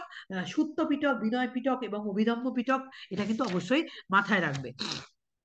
আর আরেকটা যে জায়গা যেখান থেকে খুব নিখুঁত প্রশ্ন তোমাদের হতে পারে, সেটা হচ্ছে বৌদ্ধ দর্শনের 4টে স্কুল সম্পর্কে কিন্তু অবশ্যই মাথায় রাখবে। কারণ বৌদ্ধ দর্শন কিন্তু টোটাল দুটো সম্প্রদায় বিভক্ত। একটা হচ্ছে হীনযান সম্প্রদায় এবং আর একটা হচ্ছে মহাযান সম্প্রদায়। দুটো সম্প্রদায়, হীনযান সম্প্রদায় এবং মহাযান সম্প্রদায়। হীনযান সম্প্রদায়ের কিন্তু দুটো ভাগ, একটা হচ্ছে বৈভাষিক দর্শন এবং আর একটা হচ্ছে সৌতান্ত্রিক দর্শন। এবং মহাযান সম্প্রদায়ের কিন্তু দুটো ভাগ, একটা হচ্ছে যোগাচার আর আরেকটা হচ্ছে বিজ্ঞান, যোগাচার বা বিজ্ঞানবাদ, আর আরেকটা হচ্ছে মাধ্যমিক বা শূন্যবাদ। এখানে অনেক ধরনের তোমাদের প্রশ্ন হতে পারে। হ্যাঁ, এই হীনযান এবং মহাযান, আমি প্রথমেই বললাম হীনযান সম্প্রদায়কে কিন্তু দুভাগে ভাগ করা হয়, বৈভাষিক সম্প্রদায় এবং সৌতান্ত্রিক সম্প্রদায়। হ্যাঁ, আর মহাযান সম্প্রদায় দুভাগে বিভক্ত, একটা হচ্ছে যোগাচার সম্প্রদায় বা বিজ্ঞানবাদী সম্প্রদায়, আর আরেকটা হচ্ছে কিন্তু মাধ্যমিক বা শূন্যবাদী সম্প্রদায়।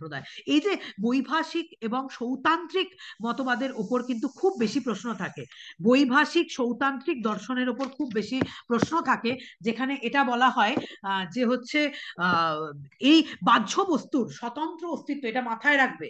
হ্যাঁ, বাহ্য বস্তুর স্বতন্ত্র অস্তিত্ব, এটা কিন্তু অবশ্যই স্বীকার করে তোমার হচ্ছে বৈভাষিক সম্প্রদায় এবং সৌতান্ত্রিক সম্প্রদায়। তারা মনোনিরপেক্ষভাবে বাহ্য জগতের অস্তিত্ব তারা স্বীকার করে। এবং তাদের মতের যে পার্থক্যটার উপর দিয়ে প্রশ্ন থাকে, একটা হচ্ছে বাহ্য প্রত্যক্ষবাদ এবং বাহ্য অনুমেয়বাদ। কারা বাহ্য অনুমেয়বাদী এবং কারা বাহ্য প্রত্যক্ষবাদী, ঠিক আছে, এটার উপর থেকে কিন্তু প্রশ্ন থাকে। হ্যাঁ, বাহ্য প্রত্যক্ষবাদী হচ্ছে বৈভাষিক সম্প্রদায়, যারা এটা মনে করে যে স্বতন্ত্র বাহ্য বস্তুকে, এই মনোনিরপেক্ষ বাহ্য বস্তুকে আমরা প্রত্যক্ষের মাধ্যমে জানতে পারি, তারা হচ্ছে বাহ্য প্রত্যক্ষবাদী। এবং সৌতান্ত্রিক সম্প্রদায় হচ্ছে বাহ্য অনুমেয়বাদী, যারা এটা মনে করেন যে বাহ্য বস্তুকে প্রত্যক্ষের মাধ্যমে না, বাহ্য বস্তুকে আমরা অনুমানের মাধ্যম দিয়ে জানি। It is very important area, যেখান থেকে কিন্তু তোমাদের প্রশ্ন আসতে পারে বাহ্য প্রত্যক্ষবাদ এবং বাহ্য অনুমেয়বাদ। হ্যাঁ, বৈভাষিকরা হচ্ছে বাহ্য প্রত্যক্ষবাদী, বাহ্য বস্তুকে প্রত্যক্ষের মাধ্যমে জানা যায়, এবং সৌতান্ত্রিকরা হচ্ছে বাহ্য অনুমেয়বাদী, যারা মনে করে বাহ্য বস্তুকে অনুমানের মাধ্যমে জানা যায়। এটা খুব খুব ইম্পর্টেন্ট জায়গা, হ্যাঁ, যেখান থেকে প্রশ্ন আসতে পারে। আর আরেকটা জায়গা থেকে প্রশ্ন আসতে পারে যে স্বলক্ষণ এবং সামান্য লক্ষণ। হ্যাঁ, বৌদ্ধ দর্শনরা কিন্তু স্বলক্ষণবাদী, তারা স্বলক্ষণ স্বীকার করেছে, তারা সামান্য লক্ষণ স্বীকার করেনি। জাস্ট এইটুকু জেনে রাখো। হ্যাঁ, স্বলক্ষণ তারা স্বীকার করে, তারা সামান্য লক্ষণ স্বীকার করে না। হ্যাঁ, বৈভাষিক দর্শন সৌতান্ত্রিক দর্শন থেকে যা প্রশ্ন আসবে আমি তো বলে দিলাম, এর বাইরে প্রশ্ন আসবে না, হয়তো নাম কারোর দিতে পারে। আর আরেকটা জিনিস মাথায় রাখবে যে বৈভাষিক দর্শন কিন্তু অভিধম্মের ওপর, তাদের তিনটে পিটক, সুত্ত পিটক, বিনয় পিটক এবং অভিধম্ম পিটক। বৈভাষিক সম্প্রদায় কিন্তু অভিধম্মের ওপরে ভাষ্য রচনা করেছে। হ্যাঁ, এই জন্য তার নাম হচ্ছে কিন্তু বিভাষা, এবং বিভাষা থেকে কিন্তু বৈভাষিক সম্প্রদায়ের সৃষ্টি।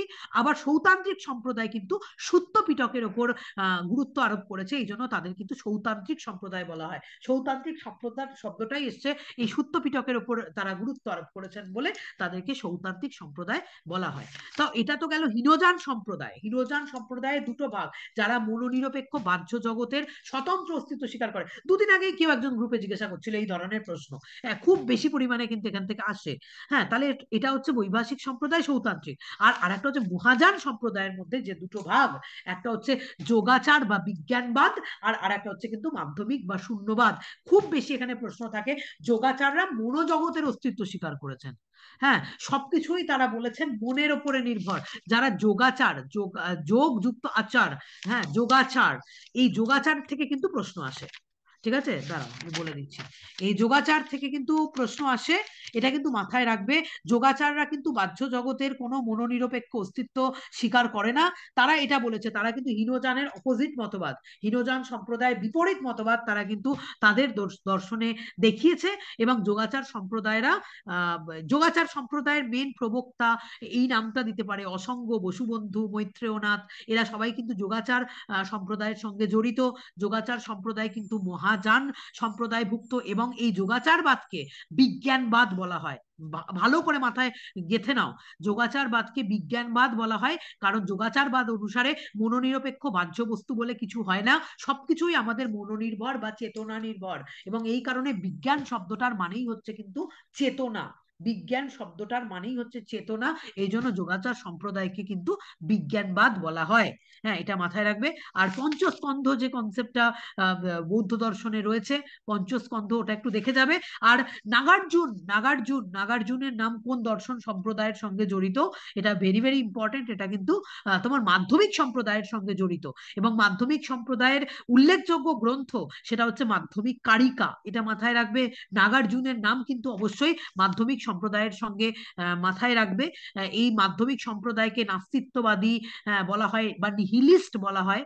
হ্যাঁ, এটা মাথায় রাখবে। আর চতুষ্কোটির টার্মটার মানে মাথায় রাখবে। চতুষ্কোটি হচ্ছে 4টে কোটি, সৎ কোটি, অসৎ কোটি, সদাসৎ কোটি এবং অনুভয় কোটি। হ্যাঁ, এই 4টে কোটির কথা মাথায় রাখবে, অর্থাৎ যা অনির্বচনীয়। হ্যাঁ, চতুষ্কোটি বিনির্মুক্ত। হ্যাঁ, তো এই কনসেপ্টটা কিন্তু আমরা মাধ্যমিক সম্প্রদায়ের দর্শনে দেখতে পাই। তো এইটুকু জায়গা এখানে মাথায় রাখবে, আর কিছু প্রশ্ন এখান থেকে দেবে না। কি বললে? কোনটা কোনটা বলো বলো সুইটি, বলো কি বলছো? কোটি, সৎ, অসৎ, সদাসৎ, সৎ কোটি, অসৎ কোটি, সদাসৎ কোটি, আর হচ্ছে অনুভয় কোটি। সৎ নয়, অসৎ নয়, সদাসৎ নয়, কোনোটাই নয়। হ্যাঁ, যেটা অনির্বচনীয়। ম্যাম ত্রিশরণ আর ওই পঞ্চশীল ও দিতে পারে, হয়তো দিতে পারে। আর এখানে কিন্তু এটা মাথায় রাখবে, এখানে মাধ্যমিক সম্প্রদায় শূন্য বলতে, হ্যাঁ এখানে কি বোঝানো হয়েছে, অনির্বচনীয়, যাকে ভাষায় প্রকাশ করা যায় না তাকেই শূন্য বলা হয়েছে। ঠিক আছে, অনির্বচনীয়কেই, অনির্বচনীয়তাটাই হচ্ছে শূন্য শব্দের মূল অর্থ, কিন্তু যেটা অনির্বচনীয়, যেটা অনির্বচনীয় মানে যেটা হচ্ছে তোমার এই যে চতুষ্কোটি বিনির্মুক্ত, মানে যেটা শত নয়, অশত নয়, সদাশত নয়, আবার কোনোটাই নয়, অনুভয় কোটি, অনুভয় কোটি। ঠিক আছে, এখান থেকে প্রশ্ন আসতে পারে। আর সবকিছু তো আমার মাথায় থাকছে, আমি তো ইন জেনারেল আলোচনা করে যাচ্ছি, তোমরা তো বিষয়গুলো আরো খুঁটিয়ে খুঁটিয়ে পড়েছো। ঠিক আছে, প্রত্যেকটা বিষয় খুঁটিয়ে, আলয় বিজ্ঞান, হ্যাঁ, আলয় বিজ্ঞানের কনসেপ্ট আসতে পারে, আমি তোমাদের পড়িয়েছি আলয় বিজ্ঞান কি। হ্যাঁ, এইটা থেকে তোমাদের প্রশ্ন হতে পারে। এর বাইরে তো কিছু হতে পারে বলে আমার তো মনে হয় না। এবার দেখো কেমন টিচাররা প্রশ্ন করবেন, সেটা নির্ভর করছে।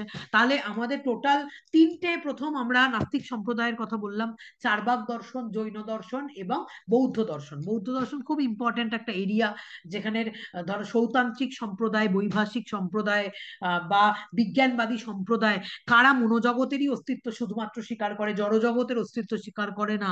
হ্যাঁ, অবশ্যই কিন্তু তারা বিজ্ঞানবাদী সম্প্রদায়।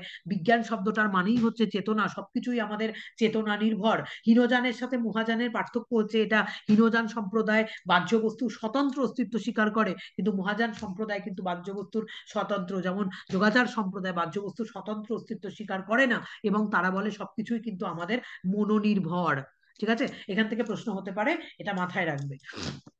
ন্যায় দর্শন, ন্যায় দর্শনের প্রণেতা, প্রত্যেকটি দর্শনের প্রণেতা, এটা তো অবশ্যই ইম্পর্টেন্ট। ন্যায় দর্শনের প্রণেতা হচ্ছে মহর্ষি গৌতম। হ্যাঁ, ন্যায় দর্শনের প্রচুর প্রচুর উল্লেখযোগ্য গ্রন্থ রয়েছে। গৌতমের রচিত হচ্ছে ন্যায়সূত্র, ন্যায় দর্শনের মূল গ্রন্থ, এবং এছাড়াও প্রচুর প্রচুর উল্লেখযোগ্য গ্রন্থ রয়েছে। প্রাচীন ন্যায়, নব্য ন্যায়ের যে উল্লেখযোগ্য গ্রন্থ, হ্যাঁ, গঙ্গেশ উপাধ্যায়ের তত্ত্বচিন্তামণি গ্রন্থটাকে কেন্দ্র করে নব্য ন্যায়ের যে আবির্ভাব, নব্য ন্যায়ের কত রকম নব্য নৈয়ায়িকদের নাম আমরা জানতে পারি। হ্যাঁ, আর প্রাচীন ন্যায় কারা কারা রয়েছে, কারা ন্যায় দর্শনের উপর ভাষ্য গ্রন্থ রচনা করেছে, হ্যাঁ, এটা ভেরি ইম্পর্টেন্ট, এটা একটুখানি দেখে যাবে। ন্যায় দর্শনকে প্রমাণ শাস্ত্র বলা হয়, তর্কশাস্ত্র বলা হয়। হ্যাঁ, এটা তো তোমরা জানোই, এটা আলোচনা করেছি। হ্যাঁ, ন্যায় দর্শন হচ্ছে আস্তিক দর্শন, ন্যায় দর্শন হচ্ছে অধ্যাত্মবাদী দর্শন, ন্যায় দর্শন হচ্ছে বস্তুবাদী দর্শন, রিয়ালিস্ট। তারা কিন্তু রিয়ালিস্ট ফিলোসফার, যারা এটা মনে করে যে মনোনিরপেক্ষ বাহ্য জগতের স্বতন্ত্র অস্তিত্ব রয়েছে। হ্যাঁ, এটা কিন্তু মাথায় রাখবে ন্যায় দর্শন সম্পর্কে। এবার ন্যায় দর্শনের প্রচুর প্রচুর ইম্পর্টেন্ট এরিয়া আছে, এটাকে বলে ধরো ছোট করা যাবে না। হ্যাঁ, যে ন্যায় দর্শনের কত ইম্পর্টেন্ট এরিয়া রয়েছে। হ্যাঁ, প্রথমেই যেটা আমি যদি প্রমাণের আলোচনা দিয়ে শুরু করি, হ্যাঁ, প্রমাণের আলোচনা দিয়ে যদি শুরু করি, তাহলে ন্যায় দর্শনে টোটাল 4টে প্রমাণ স্বীকৃত, প্রত্যক্ষ, অনুমান, উপমান এবং শব্দ, 4টে প্রমাণ স্বীকৃত। সেখানে মহর্ষি গৌতমের যে প্রত্যক্ষের সংজ্ঞা, এটার উপর থেকে প্রচুরবার প্রশ্ন থাকে, যে ইন্দ্রিয়ার্থ সন্নিকর্ষ জন্যম জ্ঞানম প্রত্যক্ষম। হ্যাঁ, ইন্দ্রিয়ের সঙ্গে অর্থের সন্নিকর্ষের ফলে যে অব্যাপ্যদেশ্য, অব্যভিচারী এবং ব্যবসায়াত্মকম, অব্যাপ্যদেশ্য টার্মটার কি মানে, অব্যভিচারী টার্মটার কি মানে, হ্যাঁ, এবং ব্যবসায়াত্মকম টার্মটার কি মানে, এটা কিন্তু মাথায় রাখবে। ইন্দ্রিয়ের সঙ্গে অর্থের বা বিষয়ের সন্নিকর্ষের ফলে, হ্যাঁ, অব্যাপ্যদেশ্য, অব্যাপ্যদেশ্য মানে যাকে ভাষায় প্রকাশ করা যায় না। অব্যাপ্যদেশ্য কথাটার মানে হচ্ছে নির্বিকল্প প্রত্যক্ষের কথা বলা হয়েছে। অব্যাপ্যদেশ্য কথাটার মানে যাকে শব্দের মাধ্যমে প্রকাশ করা যায় না, নির্বিকল্প প্রত্যক্ষকে শব্দের মাধ্যমে প্রকাশ করা যায় না। অব্যাপ্যদেশ্য, অব্যভিচারী মানে হচ্ছে অভ্রান্ত জ্ঞান, এবং ব্যবসায়াত্মকম অর্থাৎ যেটা নিশ্চয়াত্মক জ্ঞানের কথা বলা হয়েছে। অর্থাৎ মহর্ষি গৌতমের মতে ইন্দ্রিয়ের সঙ্গে অর্থের সন্নিকর্ষের ফলে যে অশাব্দ, অভ্রান্ত এবং সুনিশ্চিত জ্ঞান উৎপন্ন হয়, তাই হচ্ছে প্রত্যক্ষ। এবং এই প্রত্যক্ষের মধ্যে 3টে বিষয় প্রয়োজন, যেটার উপর থেকে বারবার প্রশ্ন আসে, সেটা কিন্তু গুলিয়ে ফেলবে না। হ্যাঁ, সেটা হচ্ছে এটা, যে আত্মার সঙ্গে মনের, মনের সঙ্গে ইন্দ্রিয়ের, এবং ইন্দ্রিয়ের সঙ্গে বিষয়ের সন্নিকর্ষের ফলে তবেই কিন্তু সেই বিষয় সম্পর্কে আমাদের প্রত্যক্ষ জ্ঞান হয়। প্রত্যক্ষ এমনি এমনি হয় না। আত্মার সঙ্গে মনের, দেন মনের সঙ্গে ইন্দ্রিয়ের, দেন ইন্দ্রিয়ের সঙ্গে বিষয়ের যখন সম্বন্ধ হয় বা যখন সন্নিকর্ষ হয়, তখন কিন্তু সেই বিষয় সম্পর্কে আমাদের প্রত্যক্ষ জ্ঞান হয়। পরবর্তীকালে নব্য নৈয়ায়িক বিশ্বনাথ কিন্তু গৌতমের এই প্রত্যক্ষের যে লক্ষণ, সেটাকে কিন্তু তিনি অস্বীকার করেছেন, এবং তিনি বলেছেন যে জ্ঞানাকরণকং জ্ঞানম প্রত্যক্ষম। জাস্ট এইটুকু জেনে রাখো। আর বিভিন্ন প্রকার যে লৌকিক সন্নিকর্ষ, কোনো একটা এক্সাম্পল তুলে দিয়ে, এই যে বিভিন্ন প্রকার লৌকিক সন্নিকর্ষ, সংযোগ সন্নিকর্ষ, সংযুক্ত সমবায় সন্নিকর্ষ, সংযুক্ত সমবেত সমবায় সন্নিকর্ষ, সমবায় সন্নিকর্ষ, সমবেত সমবায় সন্নিকর্ষ, এবং বিশেষ্য বিশেষণ ভাব সন্নিকর্ষ, এই যে 6 প্রকার, টোটাল ভারতীয় ন্যায় দর্শনে 6 প্রকার লৌকিক সন্নিকর্ষ স্বীকার করা হয়েছে। কোনো একটা এক্সাম্পল তুলে দিয়ে তোমাকে বলতে পারে এখানে কোন সন্নিকর্ষ হয়েছে। যেমন এই ভূতলটি ঘটাভাব বিশিষ্ট, হ্যাঁ, এখানে কোন সন্নিকর্ষ হয়েছে। হ্যাঁ, অভাব প্রত্যক্ষে হচ্ছে বিশেষ্য বিশেষণ ভাব সন্নিকর্ষ, এটা কিন্তু অবশ্যই মাথায় রাখবে। যেখানে অভাবের যে কোনো একটা এক্সাম্পল তুলে দিয়ে তোমাকে বলতে পারে যে এখানে কোন সন্নিকর্ষ হয়েছে। শব্দ প্রত্যক্ষে কোন সন্নিকর্ষ হয়, সমবায় সন্নিকর্ষ হয়। সুতরাং কোন প্রত্যক্ষে কোন সন্নিকর্ষ হয়, এখান থেকে কিন্তু প্রচুর বার এখানে প্রশ্ন থাকে, এটা কিন্তু মাথায় রাখবে। তারপর মূল যে প্রত্যক্ষের যে শ্রেণী বিভাগ, ন্যায় দর্শনে মূল প্রত্যক্ষের যে শ্রেণী বিভাগ, লৌকিক প্রত্যক্ষ এবং অলৌকিক প্রত্যক্ষ, এই ডিভিশনটা মাথায় রাখবে। প্রত্যক্ষকে দুভাগে ভাগ করা হয়, একটা হচ্ছে লৌকিক প্রত্যক্ষ আর একটা হচ্ছে অলৌকিক প্রত্যক্ষ। অলৌকিক, আগে যদি আমি লৌকিক প্রত্যক্ষে আসি, লৌকিক প্রত্যক্ষকে কিন্তু দুভাগে ভাগ করা হয়, বাহ্য প্রত্যক্ষ এবং মানস প্রত্যক্ষ।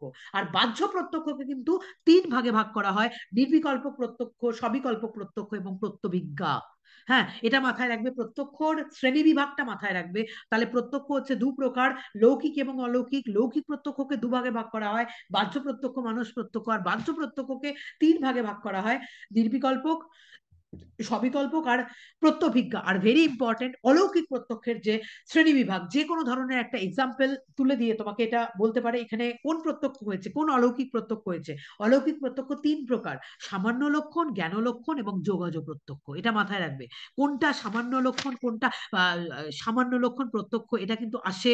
ঠিক আছে, অর্থাৎ মানে কোনো একটি মানুষের মধ্যে মনুষ্যত্ব প্রত্যক্ষে কোন সন্নিকর্ষ হয়, তোমাকে পরীক্ষায় প্রশ্ন দিতে পারে।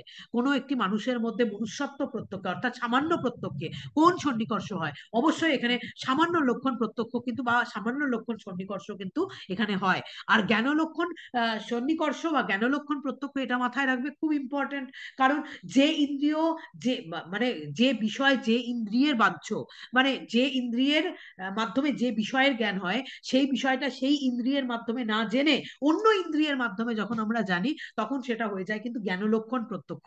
জ্ঞান লক্ষণ প্রত্যক্ষ থেকে কিন্তু প্রশ্ন দিতে পারে। হ্যাঁ, যে সুরভি চন্দন কাঠ, হ্যাঁ চন্দন, আমি সুরভি চন্দন কাঠ দেখছি। হ্যাঁ, সুতরাং সুরভি চন্দন কাঠ, সেটা তো নাকের গ্রাহ্য বিষয়, নাক দিয়ে তো আমরা গন্ধ গ্রহণ করি। হ্যাঁ, সেটা যখন আমরা চোখ দিয়ে দেখছি, চোখের মাধ্যমে যখন সেটা আমরা জানছি বা দেখছি, যেটা যে ইন্দ্রিয়ের গ্রাহ্য বিষয়, সেটা সেই ইন্দ্রিয়ের মাধ্যমে না জেনে আমরা যদি অন্য ইন্দ্রিয়ের মাধ্যমে জানি, তখন তাকে কিন্তু বলা হয় জ্ঞান লক্ষণ প্রত্যক্ষ। জ্ঞান লক্ষণ প্রত্যক্ষ হচ্ছে আমাদের কিন্তু অলৌকিক প্রত্যক্ষের মধ্যে অন্যতম। যেমন একটা এক্সাম্পল হচ্ছে সুরভি অরবিন্দম। হ্যাঁ, এগুলো কিন্তু প্রশ্ন আসবে, এটা আসবে। হ্যাঁ, তারপরে তো সামান্য লক্ষণ প্রত্যক্ষের মধ্যে তোমার ধরো সামান্য প্রত্যক্ষে, হ্যাঁ একটা গরুর মধ্যে গোত্র প্রত্যক্ষে কোন আমাদের প্রত্যক্ষ হয় বা কোন সন্নিকর্ষ আমাদের হয়, অবশ্যই সামান্য লক্ষণ প্রত্যক্ষ আমাদের হয়। সামান্য লক্ষণ, জ্ঞান লক্ষণ এবং লাস্ট হচ্ছে যোগাযোগ প্রত্যক্ষ। তোমরা জানো যে যোগীদের প্রত্যক্ষ হচ্ছে যোগাযোগ প্রত্যক্ষ। আর যোগাযোগ প্রত্যক্ষকে দুভাগে ভাগ করা হয়, যুক্ত যোগী, যুগজ্ঞান যোগী। আমি জাস্ট একটুখানি জাস্ট বলে দিলাম। তারপর তোমার লৌকিক প্রত্যক্ষ আছে, তোমরা জানো নির্বিকল্প প্রত্যক্ষ। হ্যাঁ, তোমরা তো জানো কোনো একটা বস্তু প্রথম যেটা প্রত্যক্ষ হয়, কোনো একটা পার্টিকুলার বিষয় সম্পর্কে তার নাম, জাতি, গুণ, ক্রিয়া কিছুই আমরা জানতে পারি না যে প্রত্যক্ষে, তাকে বলা হচ্ছে নির্বিকল্প প্রত্যক্ষ। আর সবিকল্প প্রত্যক্ষ, নির্বিকল্প প্রত্যক্ষের পরবর্তী স্তরে সবিকল্প প্রত্যক্ষ হয়। এখানে কিন্তু খুব ইম্পর্টেন্ট যে নির্বিকল্প স্তরের যে অস্তিত্ব, সেটা কার দ্বারা সিদ্ধ হয়, অনুমানের দ্বারা সিদ্ধ হয়। এটা কিন্তু খুব প্রশ্ন থাকে, নির্বিকল্প প্রত্যক্ষের অস্তিত্ব অনুমানের কার দ্বারা সিদ্ধ হয়, নির্বিকল্প প্রত্যক্ষের অস্তিত্ব অনুমানের দ্বারা সিদ্ধ হয়, এটা মাথায় রাখবে। আর হচ্ছে নির্বিকল্প প্রত্যক্ষ, সবিকল্প প্রত্যক্ষ তোমরা জানো, এটা নিয়ে নতুন করে বলার কিছু নেই এখানে। এবার যদি আমি প্রচুর প্রচুর এখানে এখানে ন্যায় দর্শন থেকে বলার কি আছে, ন্যায় দর্শন প্রত্যেকটা পার্ট কিন্তু ভীষণ ইম্পর্টেন্ট। যেমন ন্যায় দর্শনের অনুমান, হ্যাঁ অনুমান খণ্ড যেটা ন্যায় দর্শনের, সেটা তো ভেরি ভেরি ইম্পর্টেন্ট। ঠিক আছে, যেখানে ধরো তিন প্রকার, এই যে দাঁড়াও আমি তোমাকে বলে দিচ্ছি, এইখান থেকে তোমাদের প্রশ্ন আসে। ঠিক আছে, অনুমান হচ্ছে প্রমাণ, আর অনুমিতি হচ্ছে তোমার যথার্থ জ্ঞানকে অনুমিতি বলা হয়। আর অনুমিতি জ্ঞানের জন্য যেটা প্রয়োজন, একটা হচ্ছে ব্যাপ্তিক জ্ঞান, একটা হচ্ছে পক্ষ ধর্মতা জ্ঞান। আর দুটো মিলে একসাথে তৈরি হয় পরামর্শ জ্ঞান। এটা কিন্তু খুব ইম্পর্টেন্ট। মানে ন্যায় দর্শনে অনুমানের জন্য কি কি প্রয়োজন, প্রথম হচ্ছে পক্ষ ধর্মতা জ্ঞান। পক্ষ ধর্মতা জ্ঞান মানে হচ্ছে পক্ষে হেতুর দর্শন। তারপর হচ্ছে ব্যাপ্তিক জ্ঞান।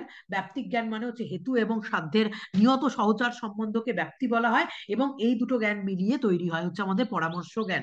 পরামর্শ জ্ঞান না হলে কিন্তু সেই বিষয় সম্পর্কে অনুমান হওয়া কখনোই সম্ভব নয়। অনুমান কিন্তু আমাদের পরামর্শের উপর নির্ভরশীল। আর আরেকটা জিনিস এখানে, সৎ হেতুর যে 5টা বৈশিষ্ট্য, সৎ হেতুর 5টা বৈশিষ্ট্য তোমাকে কিন্তু অবশ্যই দিতে পারে।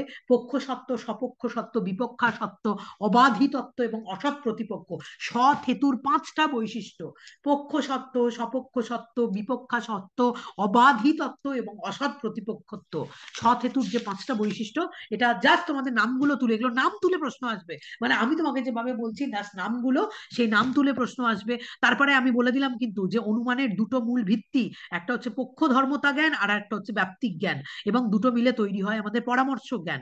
পরামর্শ ছাড়া, হ্যাঁ, পরামর্শ জ্ঞান কাকে বলে এটা দিয়ে কিন্তু প্রশ্ন হতে পারে। পরামর্শ জ্ঞান হচ্ছে আমাদের অনুমানের মূল ভিত্তি। পরামর্শ জন্য জ্ঞান অনুমিতি, পরামর্শের জন্যই আমাদের অনুমিতি জ্ঞান হয়।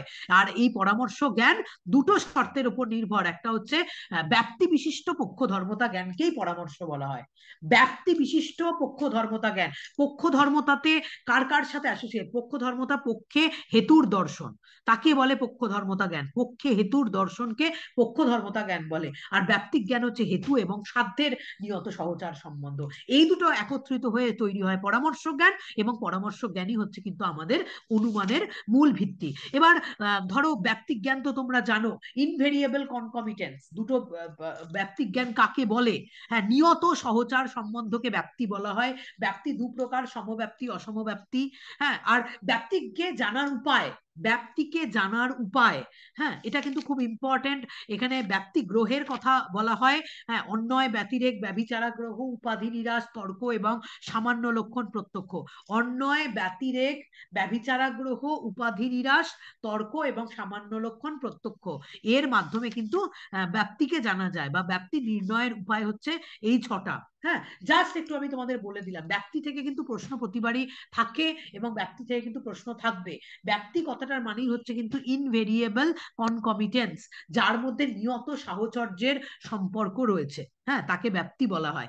আর এইখান থেকে যে জায়গাটা খুব ইম্পর্টেন্ট ন্যায় দর্শনের, তোমরা জানো যে অনুমানকে প্রথম দুভাগে ভাগ করা হয়, স্বার্থানুমান এবং পরার্থানুমান। এখানে যেটা প্রশ্ন থাকতে পারে যে স্বার্থানুমান কিন্তু 3টে অবয়ব বিশিষ্ট, আর পরার্থানুমান কিন্তু আমাদের 5টা অবয়ব বিশিষ্ট। হ্যাঁ, ওয়েস্টার্ন ফিলোসফি লজিকের সঙ্গে আমাদের ইন্ডিয়ান ফিলোসফি লজিকের এটাই পার্থক্য যে ওখানে 5টা অবয়ব, এখানে 3টে। আমাদের ওয়েস্টার্ন লজিকে 3টে অবয়বের কথা অ্যারিস্টটল বলেছেন, কিন্তু আমাদের এখানে কিন্তু 5টা অবয়বের কথা কিন্তু আমাদের ন্যায় দর্শনে বলা হয়েছে। আবার খেয়াল করে দেখো, দুদিন আগে আমি তোমাদের মীমাংসা দর্শনে পড়িয়েছি, মীমাংসা দর্শনের সঙ্গে ন্যায় দর্শনের পার্থক্য হচ্ছে এটা। ন্যায় দর্শনে 5 অবয়ব স্বীকৃত, কিন্তু মীমাংসকরা বলেছে না, 5টা অবয়বের কোনো দরকার নেই, এখানে 3টে অবয়বই যথেষ্ট। ত্রি-অবয়বী অনুমান মীমাংসা দর্শনে স্বীকৃত। তো এখানে যে পঞ্চ অবয়বী অনুমান যেটা রয়েছে, হ্যাঁ, প্রতিজ্ঞা, হেতু, উদাহরণ, উপনয়, নিগমন, এই নামগুলোর সাথে ম্যাচিং করে তার এক্সাম্পল গুলো দিয়ে প্রশ্ন থাকতে পারে। পর্বত্রী বন্যিমান, পর্বত্রী ধূমবান, যেখানে ধূম সেখানে বন্যী, হ্যাঁ, বন্যী ব্যাপ্য ধূম এই পর্বতে রয়েছে, অতএব পর্বত্রী বন্যিমান। প্রতিজ্ঞা, হেতু, কোনটা প্রতিজ্ঞা বাক্য, কোনটা হেতু বাক্য, কোনটা উদাহরণ বাক্য, কোনটা উপনয় বাক্য, কোনটা নিগমন বাক্য, এই পঞ্চ অবয়বী ন্যায় দর্শনেই স্বীকৃত, এটা ইম্পর্টেন্ট। তার সাথে যেটা আরেকটা, পূর্ববৎ অনুমান কাকে বলে, শেষবৎ অনুমান কাকে বলে, এবং সামান্যত দৃষ্ট অনুমান কাকে বলে। হ্যাঁ, এটা কিন্তু মাথায় রাখবে যে পূর্ববৎ এবং শেষবৎ, কারণ থেকে কার্যে উপনীত হচ্ছে, আমরা কার্যে যখন উপনীত হচ্ছি তখন তাকে বলে পূর্ববৎ অনুমান। কার্য থেকে যখন কারণে উপনীত হচ্ছি তখন তাকে বলে শেষবৎ অনুমান। যেমন মেঘ থেকে বৃষ্টির যে অনুমান আমরা করি, মেঘ দেখে, কালো মেঘ দেখে যে বৃষ্টির অনুমান আমরা করি, কারণ থেকে যখন কার্যের অনুমান আমরা করি তাকে বলা হচ্ছে পূর্ববৎ অনুমান। শেষবৎ অনুমান হচ্ছে রাস্তায় অনেক জল দেখতে পাচ্ছি, তার থেকে আমরা অনুমান করছি নিশ্চয়ই আগে বৃষ্টি হয়েছিল, সেই জন্য রাস্তায় জল আছে, সেটা হচ্ছে শেষবৎ অনুমান। তো কার্যকারণ নিয়মের উপরে নির্ভর করে প্রথম হচ্ছে পূর্ববৎ অনুমান, আর তারপর হচ্ছে শেষবৎ অনুমান। কিন্তু সবচেয়ে বেশি এখানে প্রশ্ন থাকে সামান্যত দৃষ্ট অনুমানের ওপর। হ্যাঁ, যে কার্যকারণ সম্বন্ধের উপরে প্রতিষ্ঠিত না হয়ে অবাধ প্রত্যক্ষ এবং সাদৃশ্য জ্ঞানের উপরে যে অনুমান নির্ভরশীল, তাকে কিন্তু বলা হয় সামান্যত দৃষ্ট অনুমান। যেমন তোমাকে পরীক্ষার সময় এক্সাম্পল দিতে পারে, চাঁদের গতি সম্পর্কে অনুমান কোন প্রকার অনুমানের মধ্যে পড়ে? চাঁদের গতি সম্পর্কে যে অনুমান, চাঁদ একটা টাইমে এখানে ছিল তারপরে ওখানে চলে গেল, হ্যাঁ, এটা তো কোনো কার্যকারণ শৃঙ্খলের মাধ্যমে একে ব্যাখ্যা করা যায় না। হ্যাঁ, এটা সামান্যত দৃষ্ট অনুমানের একটা এক্সাম্পল, এটা মাথায় রাখবে। তো এখানে প্রচুর প্রচুর, আর এখানে অবশ্যই তোমাদের আমার কিছু বলার নেই এ ব্যাপারে, নতুন করে একটা ক্লাসে বলা কোনোভাবেই সম্ভব না, কোনোভাবেই কভার করা সম্ভব না। সেটা হচ্ছে যে তোমার ইয়ে থেকে প্রশ্ন দেবে, হেত্তাভাস থেকে। হেত্তাভাস কোনো একটা এক্সাম্পল তুলে দিয়ে তোমাকে বলবে এটা কোন হেত্তাভাস হয়েছে বলো। ঠিক আছে, এরকমই দেবে, কোন হেত্তাবাস হয়েছে তোমাকে বলতে পারে। অনেক ধরনের এখানে হেত্তাবাস রয়েছে, এটা নতুন করে বলার কিছু নেই। হেত্তাবাস থেকে অবশ্যই আশা করি তোমরা একটা প্রশ্ন অবশ্যই কমন পাবে। ঠিক আছে, আমি নতুন করে হেত্তাবাসের মধ্যে ঢুকলাম না, ঢুকলে রাত সকাল 10টা অবধিও আমাদের শেষ হবে না। ঠিক আছে, তো হেত্তাবাসটা একবার দেখে যেও, বিভিন্ন এক্সাম্পল গুলো দেখে যেও, কোথায় কোন প্রকার হেত্তাবাস হয়েছে সেটাও একবার দেখে নিও। তারপর হচ্ছে উপমান প্রমাণ, তোমরা তো জানো, হ্যাঁ, যে সাদৃশ্য জ্ঞান কাকে বলে, উপমান প্রমাণ কাকে বলে, কম্প্যারিজন কাকে বলে। হ্যাঁ, এটা তো দুদিন আগে আমি পড়িয়েছি উপমান প্রমাণের জিনিসগুলো, তাতে অসুবিধা হওয়ার কথা না। তো উপমান প্রমাণ, তারপরে শব্দ প্রমাণ, কোনটা ছেড়ে কোনটা বলবে। ঠিক আছে, মানে ন্যায় দর্শনের কোনটা ছেড়ে তুমি কোনটা বলবে। বৃত্তি ওই জায়গাটা। কোনটা? শব্দ শব্দ প্রমাণে যে লক্ষণা গৌণী। প্রচুর প্রচুর কিছু আছে, আমার কিছু বলারই নেই, ওটা পুরো তর্ক সংগ্রহ ধরো। ঠিক আছে, আকাঙ্ক্ষা কাকে বলে, যোগ্যতা কাকে বলে, সন্নিধি কাকে বলে, তাৎপর্য কাকে বলে। যোগ্যতার একটা এক্সাম্পল দিয়ে বলতে পারে বন্যিনা সিঞ্চতি। ঠিক আছে, এটা কোন প্রকার আকাঙ্ক্ষা না যোগ্যতা না সন্নিধি। যোগ্যতা, আকাঙ্ক্ষা আলাদা, যোগ্যতা আলাদা, সন্নিধি আলাদা, তাৎপর্য আলাদা। ঠিক আছে, আকাঙ্ক্ষা, যোগ্যতা, সন্নিধি এবং তাৎপর্য, এটার উপর থেকে অবশ্যই প্রশ্ন থাকতে পারে। হ্যাঁ, অবশ্যই শক্তি লক্ষণা থেকে তো অবশ্যই প্রশ্ন থাকতে পারে, আমার বলার কিছু নেই। আর আরেকটা জায়গা থেকেও যেটা খুব ইম্পর্টেন্ট এরিয়া, সেটা হচ্ছে কারণের যে শ্রেণীবিভাগ। হ্যাঁ, সমবায়ী কারণ, অসমবায়ী কারণ এবং নিমিত্ত কারণ। হ্যাঁ, কারা নিমিত্ত কারণ, কোনগুলোকে সমবায়ী কারণ বলা হয়েছে, যাতে সমবেত হয়ে কার্য উৎপন্ন হয় তাকে সমবায়ী কারণ বলা হয়। ঠিক আছে, কোনটা সমবায়ী কারণ, কোনটা অসমবায়ী কারণ। অবয়ব এবং অবয়বীর মধ্যে যে সম্বন্ধ, সেই সম্বন্ধ হচ্ছে আমাদের সমবায়ী কারণ। কোনটা, কোনো একটা এক্সাম্পল তুলে দিয়ে বলবে এটা সমবায়ী কারণ না অসমবায়ী কারণ। পটরূপ হচ্ছে পটের সমবায়ী কারণ। হ্যাঁ, তো আহ, অসমবায়ী কারণ কোনো সময় দ্রব্য পদার্থ হয় না, সমবায়ী কারণই সবসময় দ্রব্য পদার্থ হয়। আর অসমবায়ী কারণ হচ্ছে তা সর্বদা দ্রব্যে আশ্রিত গুণ অথবা ক্রিয়া, সেটাই কিন্তু সবসময় অসমবায়ী কারণ হয়। সুতরাং এই জায়গাটা একটু ভালো করে দেখে যেও, কোনো একটা এক্সাম্পল তুলে দিয়ে তোমাকে বলবে যে কোনটা সমবায়ী, কোনটা অসমবায়ী এবং কোনটা নিমিত্ত কারণ। নিমিত্ত কারণ তো খুব ইম্পর্টেন্ট, তোমরা জানো যে নিমিত্ত কারণ মানেই হচ্ছে কোনো একটা কার্যের কর্তা, যে সমবায়ী কারণ নয়, যে অসমবায়ী কারণ নয় অথচ কারণ, তাকেই কিন্তু বলা হয় নিমিত্ত কারণ। এবং এই নিমিত্ত কারণ টোটাল 8টা নিমিত্ত কারণের, সাধারণ নিমিত্ত কারণ, অসাধারণ নিমিত্ত কারণ, টোটাল 8টা নিমিত্ত কারণের কথা, সাধারণ নিমিত্ত কারণের কথা বলা হয়েছে, যেটা সকল কার্যের পূর্বে কিন্তু এই 8টা নিমিত্ত কারণ কিন্তু অবশ্যই প্রেজেন্ট থাকে। আর আরেকটা জিনিস জাস্ট আমি ইয়েটা বলে দিচ্ছি, সেটা হচ্ছে কার্যকারণ সম্পর্কে ন্যায়দের যে ভিউ, তাকে অসৎ কার্যবাদ বলা হয় বা তাকে আরম্ভবাদ বলা হয়। এটা মাথায় রাখবে। টোটাল ভারতীয় দর্শনের সমস্ত দর্শন সম্প্রদায়রা কারা সৎকার্যবাদী এবং কারা অসৎ কার্যবাদী, হ্যাঁ, কারা সৎকার্যবাদী কারা অসৎ কার্যবাদী, ন্যায় দর্শন অসৎ কার্যবাদী, সাংখ্য দর্শন হচ্ছে কিন্তু আমাদের সৎ কার্যবাদী। হ্যাঁ, এটা মাথায় রাখবে। আরম্ভবাদ কিন্তু ন্যায় দর্শনের ভিউকে কিন্তু আরম্ভবাদ বলা হয়। হ্যাঁ, এটা মাথায় রাখবে মোটামুটি ভাবে। তোমার এই 4টে প্রমাণ যদি ভালো করে ন্যায় দর্শন থেকে দেখে যাও, আমার মনে হয় না এইগুলো ভালো করে পড়া থাকলে, জানা থাকলে, আমি যা যা বললাম আর বাইরে থেকে কোনো রকম কোনো প্রশ্ন আসবে। ন্যায় দর্শন ঈশ্বর টিশ্বর থেকে প্রশ্ন আসবে না। ঠিক আছে, এই কারণ থেকে প্রশ্ন আসতে পারে। এক্সাম্পল, ন্যায় দর্শনের বিভিন্ন ধরনের এক্সাম্পল তুলে দিয়ে তোমাকে বলতে পারে যে কোথায় কোন হেত্যাভাস হয়েছে বলো। হ্যাঁ, এটা একটা প্রশ্ন হতেই পারে, ভালো প্রশ্ন হতে পারে। হ্যাঁ, অনুমানের মূল ভিত্তি কি? অনুমানের মূল ভিত্তি হচ্ছে ব্যাপ্তি বিশিষ্ট পক্ষ ধর্মতা জ্ঞান, অর্থাৎ পরামর্শ জ্ঞান হচ্ছে আমাদের অনুমানের মূল ভিত্তি। যেই জায়গাগুলো আমি আলোচনা করলাম আরেকবার করে শুনে নিও, আমার মনে হয় না এর বাইরে থেকে কোনো প্রশ্ন হবে। এবার আমি যদি সরাসরি বৈশেষিক দর্শনের ক্ষেত্রে চলে আসি, হ্যাঁ, বৈশেষিক দর্শনের প্রতিষ্ঠাতা কে? বৈশেষিক দর্শনের প্রতিষ্ঠাতা হচ্ছে মহর্ষি কণাদ। এবং মহর্ষি কণাদের যে সর্বপ্রাচীন যে আকর গ্রন্থ বৈশেষিক দর্শনের, এবং সেটা হচ্ছে কিন্তু আমাদের বৈশেষিক সূত্র। পরবর্তীকালে প্রশস্তবাদ পদার্থ ধর্ম সংগ্রহ নামক বৈশেষিক সূত্রের ওপর তিনি কিন্তু প্রথম ভাষ্য গ্রন্থ রচনা করেন। এটা থেকে কিন্তু অবশ্যই অনেকবার প্রশ্ন থাকে। হ্যাঁ, আর বৈশেষিক সম্প্রদায়ের নামটা কেন এসেছে? বিশেষ নামক একটি পদার্থ স্বীকার করার জন্য এর নাম এসছে কিন্তু বৈশেষিক দর্শন। বৈশেষিক দর্শনে টোটাল কটা প্রমাণ স্বীকৃত? ন্যায় দর্শনে 4টে প্রমাণ, বৈশেষিক দর্শনে টোটাল 2টো প্রমাণে পরিণত হয়েছে, প্রত্যক্ষ এবং অনুমান। কারণ তারা মনে করে যে উপমান এবং শব্দ প্রমাণ এগুলো সবই কিন্তু আমাদের অনুমানেরই অন্তর্গত, এই জন্য বৈশেষিক দর্শনে 2টো প্রমাণ টোটাল স্বীকৃত। এইবার বৈশেষিক দর্শনে যেটা মেন প্রশ্ন থাকে সেটা পদার্থের উপরে প্রশ্ন থাকে। টোটাল বৈশেষিক দর্শনে কটা পদার্থ স্বীকৃত হয়েছে? ভাব পদার্থ এবং অভাব পদার্থ। ভাব পদার্থ হচ্ছে দ্রব্য, গুণ, কর্ম, সামান্য বিশেষ সমবায়, আর আরেকটা হচ্ছে অভাব পদার্থ। হ্যাঁ, এইখান থেকে এগুলো খুঁটিয়ে খুঁটিয়ে প্রশ্ন থাকে। হ্যাঁ, যে হচ্ছে দ্রব্য কত প্রকার, গুণ কত প্রকার। বৈশেষিক দর্শনের দ্রব্য হচ্ছে 9 প্রকার, এটা মাথায় রাখবে। দ্রব্য কত প্রকার, কত 24 প্রকার গুণের কথা বলা হয়েছে। পরবর্তীকালে সেটা কমিয়ে দিয়ে 17 প্রকার গুণের কথা, 17 প্রকার গুণের কথা বলা হয়েছে। সুতরাং এই যে দ্রব্য, গুণ, তারপরে কর্ম, কর্মের যে ভাগটা রয়েছে, যে উৎক্ষেপণ, অবক্ষেপণ, আকুঞ্চন, প্রসারণ এবং গমন, এই যে 5টা প্রকার যে কর্মের কথা বলা হয়েছে, হ্যাঁ, যে উৎক্ষেপণ, অবক্ষেপণ, আকুঞ্চন, প্রসারণ এবং গমন, হ্যাঁ, এটা থেকে কিন্তু ম্যাচিং করতে প্রশ্ন দিতে পারে। উৎক্ষেপণ মানে উপরে তোলা, অবক্ষেপণ মানে নিচে নামানো, এইগুলো থেকে ম্যাচিং করে কিন্তু এগুলো প্রশ্ন দিতে পারে প্রচুর। ন্যায় বৈশেষিক থেকে তো কিছু বলার নেই, কারণ বিশাল বড় ভাস্ট এরিয়া। বৈশেষিক দর্শনে পরমাণুবাদ থেকে কিন্তু তোমাদের অবশ্যই অবশ্যই তোমাদের প্রশ্ন হতে পারে। কাকে দনুক বলে, কাকে ত্রসরেণু বলে, হ্যাঁ, এগুলো থেকে কিন্তু প্রশ্ন হতে পারে। কাকে দনুক বলে? 2টো পরমাণুর সংযোগে দনুক উৎপন্ন হয়, 3টে দনুকের সংযোগে কিন্তু ত্রসরেণু বা ত্রনুক উৎপন্ন হয়।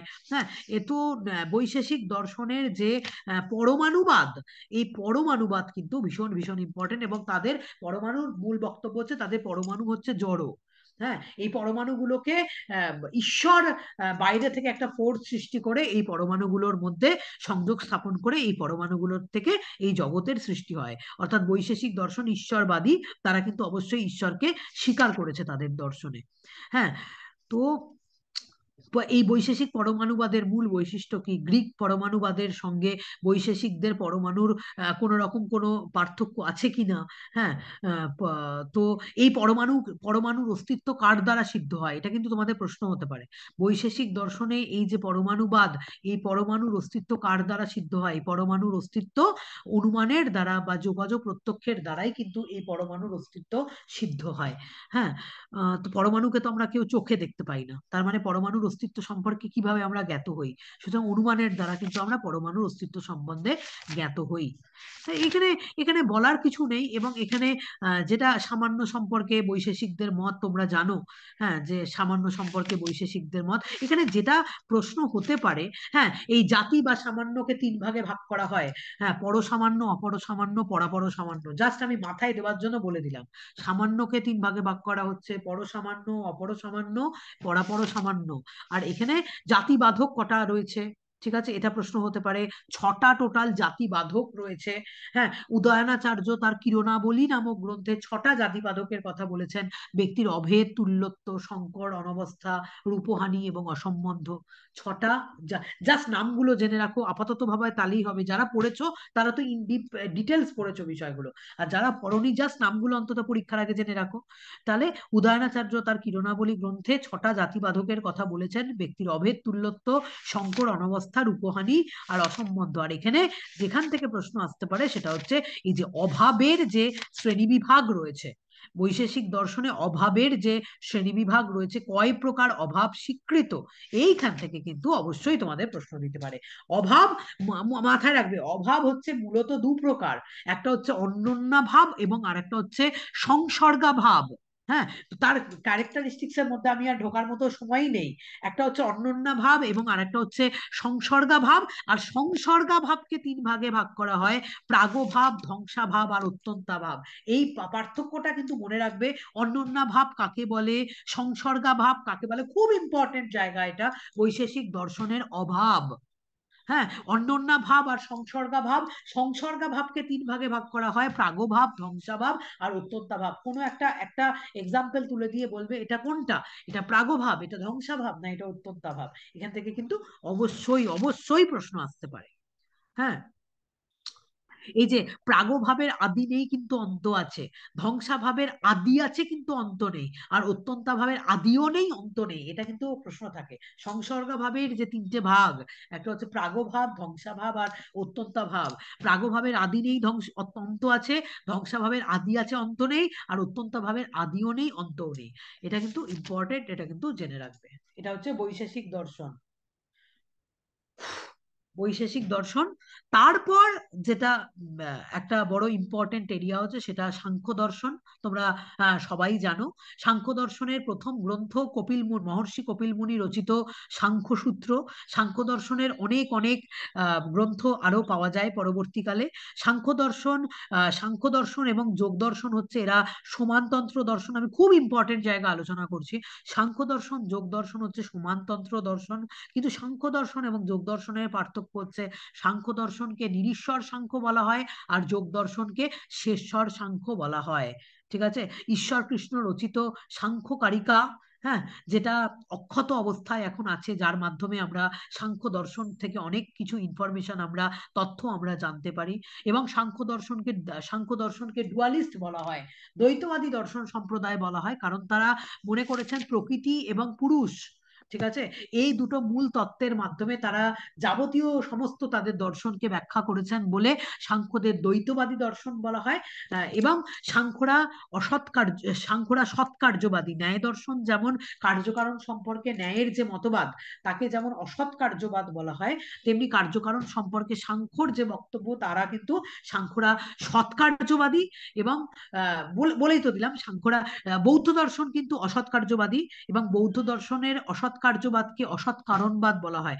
ন্যায় দর্শন, বৌদ্ধ দর্শন এরা হচ্ছে অসৎ কার্যবাদী, আর সাংখ্য দর্শন কিন্তু হচ্ছে তোমার সৎ কার্যবাদী। এটা মাথায় রাখবে। হ্যাঁ, প্রকৃত কারণ থেকেই কার্য উৎপন্ন হয়, কার্য এবং কারণের মধ্যে একটা অবশ্যম্ভাবী সম্বন্ধ আছে, এটা হচ্ছে সাংখ্য দর্শনের সৎকার্যবাদ।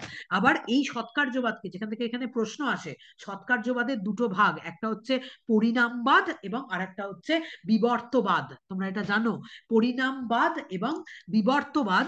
এবং সাংখ্যরা হচ্ছে পরিণামবাদী। সাংখ্যদের পরিণামবাদকে প্রকৃতি পরিণামবাদ বলা হয়। এবং রামানুজ কিন্তু পরিণামবাদী। রামানুজ এবং শঙ্কর, অদ্বৈত বেদান্ত এবং বিশিষ্টাদ্বৈত বেদান্ত, শঙ্করাচার্য এবং রামানুজ দুজনেই কিন্তু সৎকার্যবাদী, কিন্তু দুজনের মধ্যে পার্থক্য আছে। রামানুজ কিন্তু পরিণামবাদী আর শঙ্কর কিন্তু বিবর্তবাদী। আমরা জানি যে সৎকার্যবাদকে দুভাগে ভাগ করা হয়, একটা হচ্ছে পরিণামবাদ এবং আর একটা হচ্ছে বিবর্তবাদ। রামানুজ হচ্ছেন পরিণামবাদী, রামানুজের পরিণামবাদকে ব্রহ্ম পরিণামবাদ বলা হয়। তারপর সাংখ্যর যে পরিণামবাদকে প্রকৃতি পরিণামবাদ বলা হয়। আবার এইদিকে বিবর্তবাদী কারা কারা? বিবর্তবাদী হচ্ছে বৌদ্ধ শূন্যবাদী, বিজ্ঞানবাদী আর অদ্বৈতবাদী শঙ্কর, এরা হচ্ছেন বিবর্তবাদী। তারা মনে করেন জগৎ হচ্ছে আমাদের ব্রহ্মের বিবর্তিত রূপ। হ্যাঁ, প্রকৃতই ব্রহ্ম জগতে পরিণত হন না, তারা পরিণামবাদী নন। শঙ্কর বলেছেন যে এই জগৎ হচ্ছে ব্রহ্মের বিবর্তিত রূপ, এই জন্য তার মতবাদকে, শঙ্করের মতবাদকে ব্রহ্ম বিবর্তবাদ বলা হয়। বিজ্ঞানবাদীদের বিবর্তবাদকে বিজ্ঞান বিবর্তবাদ বলা হয়। অর্থাৎ বৌদ্ধরাও খানিকটা পরিমাণে বিবর্তবাদী। ঠিক আছে, বৌদ্ধরাও খানিকটা পরিমাণে বিবর্তবাদী। আর হচ্ছে আচার্য শঙ্কর হলেন কিন্তু তিনি বিবর্তবাদী।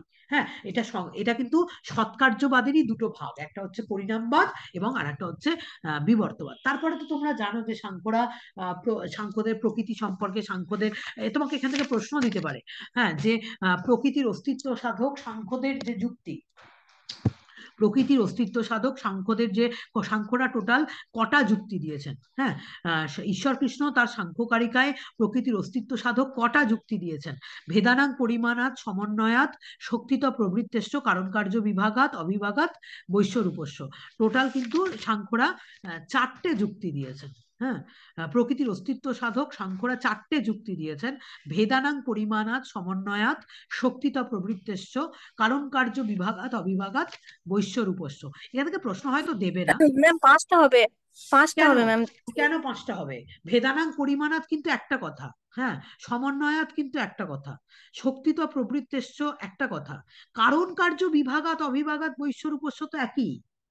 কারণের সঙ্গে যে কার্যের যে অবস্থা, হ্যাঁ, যে ভেদ, এটা তো 5টা বলে না, এটা তো 4টেই বলে। অনেক অনেক জায়গায় যদিও আমি পরে পড়েছি মনে হয় 5টা বলে, কিন্তু এটা তো মানে একটাই। বইগুলোতে 5টাই আছে ম্যাম, বইগুলোতে। জানি না, আমি আমার ধারণা যে কারণ কার্য বিভাগাত অবিভাগাত বৈশ্বরূপস্য, এই টোটালটা একটাই কথা। ঠিক আছে, ভেদানাং পরিমাণাত একটা শব্দ, সমন্বয়াত একটা শব্দ, শক্তিত প্রবৃত্তিশ্চ আলাদা। আর কারণ কার্য বিভাগাত অবিভাগাত বৈশ্বরূপস্য, কিন্তু আমিও উল্টির মতো পড়েছি যে অন্য কোনো জায়গায় 5টা যুক্তির ম্যাম কথাই এখানে বলেছে। এখানে ম্যাম ওই 4 নম্বর পয়েন্টটা দিচ্ছে কারণ কার্য বিভাগাত, আর 5 নম্বর পয়েন্টটা দিচ্ছে অবিভাগাত বৈশ্বরূপস্য। এখানে দুটো ভাগে ভাগ করে দিচ্ছে। দেখতে হবে একবার, দেখতে হ্যাঁ হবে ম্যাম, একবার, এটা তুমি এটা দেখে সমস্যা। নিও। অপশন কি আছে তার উপর ডিপেন্ড করে দিও, অপশন কি আছে তার উপর ডিপেন্ড করে দিও। আর এই যে গুণ সম্পর্কে তোমাদের এখান থেকে প্রশ্ন আসবে না, যদিও দিতে পারে যে টোটাল কটা যুক্তি আছে।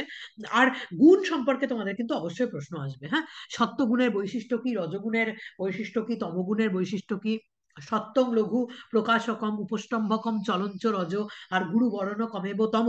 সত্যগুণ হচ্ছে সুখ উৎপাদক, সত্যগুণ হচ্ছে লঘু, সত্যগুণ হচ্ছে প্রকাশক, সত্যগুণের কালার হচ্ছে সাদা। হ্যাঁ, ধার্মিক মানুষের মধ্যে সত্যগুণের প্রভাব প্রবল। রজগুণ হচ্ছে চঞ্চল, রজগুণের রং হচ্ছে লাল। হ্যাঁ, রজগুণ ক্রিয়াশীল, শ্রমিক মানুষের মধ্যে, কর্মী মানুষের মধ্যে রজগুণের প্রভাব থাকে। আর তমগুণ হচ্ছে ভারী। হ্যাঁ, মানে তমগুণের স্বভাব হচ্ছে বাধা সঞ্চার করা। হ্যাঁ, উদাসীন, নিষ্পৃহতা, এগুলো থেকে প্রশ্ন আসে। শুক্র, বলতে পারে যে 3টে বর্ণ কি কি, সত্য রজতম 3টে বর্ণ কি কি। একটা হচ্ছে শুক্ল বর্ণ, মানে সাদা হচ্ছে সত্যগুণ, লাল হচ্ছে রজগুণ, আর কালো হচ্ছে তোমার তমগুণ। হ্যাঁ, আর প্রকৃতি পরিণামবাদ টোটাল কটা তত্ত্ব সাংখ্য দর্শনে স্বীকৃত? হ্যাঁ, টোটাল পঞ্চবিংশতি তত্ত্ব সাংখ্য দর্শনে স্বীকৃত। প্রকৃতি, মহৎ বুদ্ধি, অহংকার, হ্যাঁ, পঞ্চতন্মাত্র, পঞ্চমহাভূত। হ্যাঁ, তো জাস্ট এই নামগুলো জাস্ট জেনে রাখো। টোটাল পঞ্চবিংশতি তত্ত্বের মাধ্যমে জগতের উৎপত্তি সাংখ্যরা নিজেদের দর্শনে ব্যাখ্যা করেছেন। এই জায়গাটা প্রশ্ন আসবে। আর পুরুষ, বহু পুরুষ, পুরুষ কিন্তু সাংখ্য দর্শনে এক নয়। সাংখ্য দর্শনে কিন্তু বহু পুরুষবাদ স্বীকৃত। এটা প্রশ্ন দিতে পারে পরীক্ষায়। সাংখ্য দর্শন কি একটি পুরুষ স্বীকৃত না বহু পুরুষবাদ স্বীকৃত? অবশ্যই সাংখ্য দর্শনে কিন্তু বহু পুরুষবাদ স্বীকৃত। হ্যাঁ, আত্মার অস্তিত্ব সাধক যুক্তি দেবে না, বহু পুরুষবাদ আহ, দেবে না। জাস্ট বহু পুরুষ তত্ত্ব কিন্তু সাংখ্য দর্শনে অবশ্যই স্বীকৃত, এটা মাথায় রাখবে। আর যে আরেকটা যে জায়গা যেটা খুব ইম্পর্টেন্ট সাংখ্য দর্শনে, সেটা হচ্ছে সাংখ্য দর্শনের যে 3 প্রকার দুঃখের কথা বলা হয়েছে। হ্যাঁ, আধ্যাত্মিক দুঃখ, আদি ভৌতিক দুঃখ এবং আদি দৈবিক দুঃখ, কার মাধ্যমে কোন প্রকার দুঃখ উৎপন্ন হয়, এইটা কিন্তু তোমাদের পরীক্ষায় প্রশ্ন আসতে পারে। আধ্যাত্মিক দুঃখ মানে কোনো একজন মানুষের শারীরিক দুঃখ এবং মানসিক দুঃখ। আমার শরীর খারাপ হলে আমার মধ্যে যে কষ্ট তৈরি হয় বা দুঃখ তৈরি হয়, বা আমি মানসিক আঘাত পেলে আমার মধ্যে যে দুঃখ কষ্ট তৈরি হয়, সেটা হচ্ছে আধ্যাত্মিক দুঃখ। আদি ভৌতিক দুঃখ মানে হচ্ছে আমার বাইরের পারিপার্শ্বিক জিনিসপত্রের দ্বারা, বাহ্যিক কারণের দ্বারা যে দুঃখ আমার তৈরি হয়, সেটা হচ্ছে আদি ভৌতিক দুঃখ। হ্যাঁ, আদি ভৌতিক, হ্যাঁ, অর্থাৎ ভূত মানে হচ্ছে আমার আশেপাশের যে স্থাবর অস্থাবর যেগুলো আছে। হ্যাঁ, যেমন হচ্ছে অন্য মানুষ, পশু পক্ষী, বৃক্ষ, গাছপালা, উদ্ভিদ, এগুলোর মাধ্যমে যখন আমার মধ্যে কোনো দুঃখ তৈরি হয়, তাকে বলে আদি ভৌতিক দুঃখ। আর লাস্ট হচ্ছে আদি দৈবিক দুঃখ, অর্থাৎ হচ্ছে রাক্ষস, হ্যাঁ, বা আদিবিদ্যক কারণের দ্বারা যে দুঃখ তৈরি হয়, তাকে আদি দৈবিক দুঃখ বলে। এই 3টে দুঃখের উপর থেকে কিন্তু প্রশ্ন থাকে, এটা মাথায় রাখবে। সাংখ্য দর্শনে 3 প্রকার দুঃখ স্বীকৃত: আধ্যাত্মিক, আদিভৌতিক, আদিদৈবিক। আধ্যাত্মিক মানে আমার শারীরিকগত মানসিকগত যে দুঃখ, তাকে আধ্যাত্মিক দুঃখ বলে। আদিভৌতিক মানে আমার বাইরের মানুষের দ্বারা, গাছপালার দ্বারা, পশু পাখির দ্বারা আমার মধ্যে যখন কোনো কষ্ট তৈরি হয় বা দুঃখ তৈরি হয়, তাকে আদিভৌতিক বলে।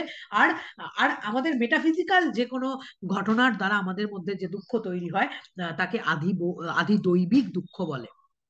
ঠিক আছে, যেমন তোমাকে পরীক্ষা একটা এক্সাম্পল তুলে দিয়ে বলতে পারে এখানে কোন প্রকার দুঃখের কথা বলা হয়েছে।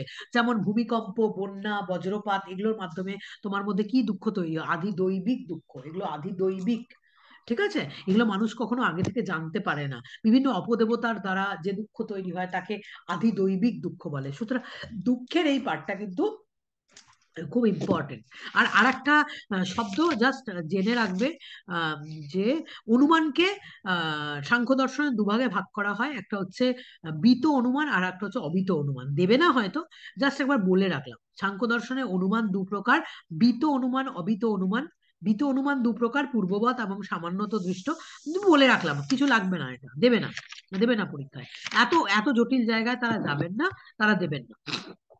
তাহলে আমি কি বললাম যে সাংখ্য দর্শন এবং যোগ দর্শন এরা হচ্ছে সমানতন্ত্র দর্শন। সাংখ্য হচ্ছে নিরীশ্বরবাদী সাংখ্য, এবং যোগ দর্শনে একটা এক্সট্রা তত্ত্ব স্বীকৃত, হ্যাঁ, এবং সেটা হচ্ছে ঈশ্বর তত্ত্ব যোগ দর্শনে স্বীকৃত। মহর্ষি পতঞ্জলি হলেন যোগ দর্শনের প্রতিষ্ঠাতা। তার বিখ্যাত গ্রন্থ হচ্ছে যোগসূত্র, তোমরা জানো। পাতঞ্জল দর্শন যোগসূত্র হচ্ছে তার বিখ্যাত গ্রন্থ। আর আর আর এখানে কি আছে? আর এখানে পতঞ্জলির যে যোগসূত্র, তার টোটাল যে 4টে পাদ আছে, 4টে পাদে কি কি আলোচনা আছে? সমাধিপাদ, সাধনপাদ, বিভূতিপাদ এবং কৈবল্যপাদ, যে টোটাল 4টে পাদ আছে, এটা কিন্তু জেনে রাখবে কোথায় কি আলোচনা আছে। সমাধিপাদে যোগের প্রকৃতি উদ্দেশ্য আলোচিত আছে, হ্যাঁ। সাধন পাদে লক্ষ্য সিদ্ধির উপায় আলোচিত আছে। বিভূতি পাদে অলৌকিক শক্তির উল্লেখ আছে। আর কৈবল্য পাদে মুক্তির উপায় আলোচনা আছে। 4টে মেন পাদের যে নাম, অধ্যায়ের যে নাম, সেটা জেনে যাবে: সমাধিপাদ, সাধনপাদ, বিভূতিপাদ এবং কৈবল্যপাদ। এখানে যেটার উপর থেকে তোমাদের প্রশ্ন আসতে পারে সেটা হচ্ছে পঞ্চক্লেশ। পঞ্চক্লেশের ওপর কিন্তু তোমাদের প্রশ্ন আসতে পারে, হ্যাঁ। অবিদ্যা, অস্মিতা, রাগ, দেশ এবং অভিনিবেশ। অবিদ্যা, অস্মিতা, রাগ, দেশ এবং অভিনিবেশ, এই 5টা হচ্ছে আমার পঞ্চক্লেশ, হ্যাঁ। এই পঞ্চক্লেশ, সাধারণ মানুষ এই পঞ্চক্লেশের অধীন, আর ঈশ্বর এই পঞ্চক্লেশ থেকে মুক্ত। পঞ্চক্লেশ নিয়ে কিন্তু তোমাদের প্রশ্ন আসতে পারে। যোগ শব্দের অর্থ দিয়ে তোমাদের প্রশ্ন আসতে পারে। যোগ শব্দের মানে হচ্ছে যোগশ্চিত্তবৃত্তি নিরোধ। যোগ শব্দের মানে হচ্ছে কিন্তু চিত্তবৃত্তির নিরোধকে যোগ দর্শনে যোগ বলা হয়েছে। চিত্তবৃত্তির নিরোধকে যোগ দর্শনে যোগ বলা হয়েছে কিন্তু, হ্যাঁ। যোগ শব্দের মানে হচ্ছে চিত্তবৃত্তির নিরোধ। আর এখানে চিত্তবৃত্তি কাকে বলে? চিত্তবৃত্তি 5 প্রকার, এখান থেকে প্রশ্ন আসে। চিত্তবৃত্তি 5 প্রকার: প্রমাণ, বিপর্যয়, বিকল্প, নিদ্রা এবং স্মৃতি, এই 5 প্রকার চিত্তবৃত্তি। আর যোগ দর্শনে 3 প্রকার প্রমাণ স্বীকৃত: প্রত্যক্ষ, অনুমান এবং শব্দ। যোগ দর্শনে 3 প্রকার প্রমাণ স্বীকৃত: প্রত্যক্ষ, অনুমান এবং শব্দ। এটা মাথায় রাখবে। পঞ্চক্লেশ তো আমি তোমাদের বলে দিলাম: অবিদ্যা, অস্মিতা, রাগ, দেশ এবং অভিনিবেশ। এই পঞ্চক্লেশের কথাও অলরেডি আমি তোমাদের বললাম। চিত্তভূমি তোমরা জানো যে 5 প্রকার চিত্তভূমি। কার মধ্যে কোন মানে কোন গুণের প্রাবল্য থাকে, এটা পরীক্ষার সময় প্রশ্ন দিতে পারে। ক্ষিপ্ত ভূমিক চিত্ত, মূঢ় ভূমিক চিত্ত, বিক্ষিপ্ত ভূমিক চিত্ত, একাগ্র ভূমিক চিত্ত, নিরুদ্ধ ভূমিক চিত্ত, হ্যাঁ। আর এই নিরুদ্ধ ভূমিক চিত্তই হচ্ছে অসম্প্রজ্ঞাত সমাধি, হ্যাঁ। মাথায় রাখবে চিত্তভূমি 5 প্রকার। চিত্তের যে বিভিন্ন স্টেট বা অবস্থা, তাকেই কিন্তু চিত্তভূমি বলা হয়, হ্যাঁ। ক্ষিপ্ত ভূমিক চিত্ত, মূঢ় ভূমিক চিত্ত, বিক্ষিপ্ত ভূমিক চিত্ত, একাগ্র ভূমিক চিত্ত এবং নিরুদ্ধ ভূমিক চিত্ত, হ্যাঁ। কোন প্রকার চিত্তভূমিতে কোন গুণের প্রাবল্য থাকে, এটা নিয়ে প্রশ্ন থাকে। ক্ষিপ্তভূমিক চিত্তে যেমন রজতম গুণের প্রাধান্য থাকে, মূঢ়ভূমিক চিত্তে শুধুমাত্র তমগুণের প্রাধান্য থাকে, বিক্ষিপ্ত ভূমিক চিত্তে কিন্তু তমগুণের প্রাধান্য হ্রাস পায়, হ্যাঁ, রজগুণের প্রাধান্য থাকে। একাগ্র ভূমিক চিত্তে কিন্তু ধীরে ধীরে সত্যগুণের প্রাধান্য থাকে। আর নিরুদ্ধ ভূমিক চিত্ত হচ্ছে কমপ্লিটলি সত্যগুণ নির্ভর, কমপ্লিটলি নিরুদ্ধভূমিক চিত্ত সত্যগুণ নির্ভর। তো এই চিত্তভূমিটা দেখে যেও। চিত্তভূমি মানে 5 লেভেলস অফ মেন্টাল লাইফ, এই চিত্তভূমি দেখে যেও। আর সমাধির যে প্রকারভেদ দেখে যেও। সমাধি, সম্প্রজ্ঞাত সমাধি, এখান থেকে খুব প্রশ্ন আসে, এটা এটা ভেরি ইম্পর্টেন্ট একটা জায়গা। সম্প্রজ্ঞাত সমাধি এবং অসম্প্রজ্ঞাত সমাধি, হ্যাঁ। সম্প্রজ্ঞাত সমাধি হচ্ছে 4 প্রকার: সবিতর্ক, সবিচার, সানন্দ এবং শাসমিত। এবং বিশেষ করে এখানে প্রশ্ন আসে, আমাদের ইন্দ্রিয় যখন কোনো একটা স্থূল বিষয়ে চিত্ত নিবিষ্ট হয়, তখন আমাদের কোন সমাধি হয়? সেটা হচ্ছে সবিতর্ক সমাধি। এটা কিন্তু মাথায় রাখবে। সবিতর্ক সমাধিতে বাহ্য কোনো স্থূল বিষয়ে আমাদের চিত্ত কিন্তু নিবিষ্ট হয়, সেটা হচ্ছে সবিতর্ক। আর সবিচার হচ্ছে হচ্ছে তোমার বাহ্য সূক্ষ্ম বিষয়ে চিত্ত নিবিষ্ট হয়, সেটা হচ্ছে সবিচার, হ্যাঁ। আর সানন্দ সমাধি, হ্যাঁ, সেটা হচ্ছে আধ্যাত্মিক স্থূল বিষয় আর আধ্যাত্মিক সূক্ষ্ম বিষয়। এই জায়গাটা কিন্তু দেখে যাও: বাহ্যিক স্থূল, বাহ্যিক সূক্ষ্ম, আধ্যাত্মিক স্থূল, আধ্যাত্মিক সূক্ষ্ম, সবিতর্ক, সবিচার, সানন্দ এবং শাশ্বিত সমাধি, হ্যাঁ। এটা দেখে যেও সমাধির কি কি কি কি ভাগ আছে, অসম্প্রজ্ঞাত সমাধি কাকে বলে, এটা দেখে যেও। আর অষ্ট যোগাঙ্গ নিয়ে তো আমার নতুন করে বলার কিছু নেই, যে অষ্ট যোগাঙ্গ: যম, নিয়ম, আসন, প্রাণায়াম এবং প্রত্যাহার, ধারণা, ধ্যান, সমাধি। যম, নিয়ম, আসন, প্রাণায়াম, প্রত্যাহার, ধারণা, ধ্যান, সমাধি, এটা টোটাল হচ্ছে অষ্টযোগাঙ্গ। হ্যাঁ, এই অষ্টযোগাঙ্গের বিভিন্ন যে ফর্ম গুলো রয়েছে, যমের মধ্যে যে 5টা ফর্ম রয়েছে, অহিংসা, সত্য, অস্তেয়, ব্রহ্মচর্য, অপরিগ্রহ, এটা ভালো করে দেখে যেও। হ্যাঁ, কোথায় কি বলেছে, এই যে এইখান থেকে অনেক সময় প্রশ্ন দেয় প্রাণায়ামের মধ্যে পূরক কোনটা, রেচক কোনটা এবং কুম্ভক কোনটা। হ্যাঁ, কোনটা পূরক, কোনটা রেচক এবং কোনটা কুম্ভক। ঠিক আছে, শ্বাসবায়ু গ্রহণ করে ধরে রাখাকে বলে পূরক, শ্বাসবায়ু ছেড়ে দিয়ে কিছুক্ষণ ধরে রাখাকে বলে রেচক, আর কুম্ভক হচ্ছে স্থিরভাবে অবস্থান, শ্বাস গ্রহণ না করে বা প্রশ্বাস ত্যাগ না করে কিছুক্ষণ স্থিরভাবে অবস্থান করাকে কিন্তু বলা হয় কুম্ভক। অর্থাৎ কোনটা পূরক, কোনটা রেচক এবং কোনটা কুম্ভক, হ্যাঁ, এটার উপর থেকেও কিন্তু তোমাদের প্রশ্ন হতে পারে। অবশ্যই কিন্তু এটা দেখে যাবে। হ্যাঁ, আহ, অনেক সময় এইরকম প্রশ্ন দেয় যে ধর্মগ্রন্থ অধ্যয়ন, হ্যাঁ, এটা কোন অষ্টযোগাঙ্গের মধ্যে পড়ে? ধর্মগ্রন্থ অধ্যয়ন, হ্যাঁ, এটা কিন্তু স্বাধ্যায়ের মধ্যে পড়ে। হ্যাঁ, স্বাধ্যায় অর্থাৎ হচ্ছে নিয়মের মধ্যে যে 5টা ভাগ আছে, শৌচ, সন্তোষ, তপ, স্বাধ্যায় এবং ঈশ্বর প্রণিধান। ঠিক আছে, তো ধর্মগ্রন্থ পাঠ ম্যাম কোন নিয়মের মধ্যে পড়ে? হ্যাঁ, বলো। ম্যাম ম্যাম শ্বাসবায়ু ধরে রাখাটাকে ওইটাকে বলে এটা হুম। একটু ক্লিয়ার করে দেন তো।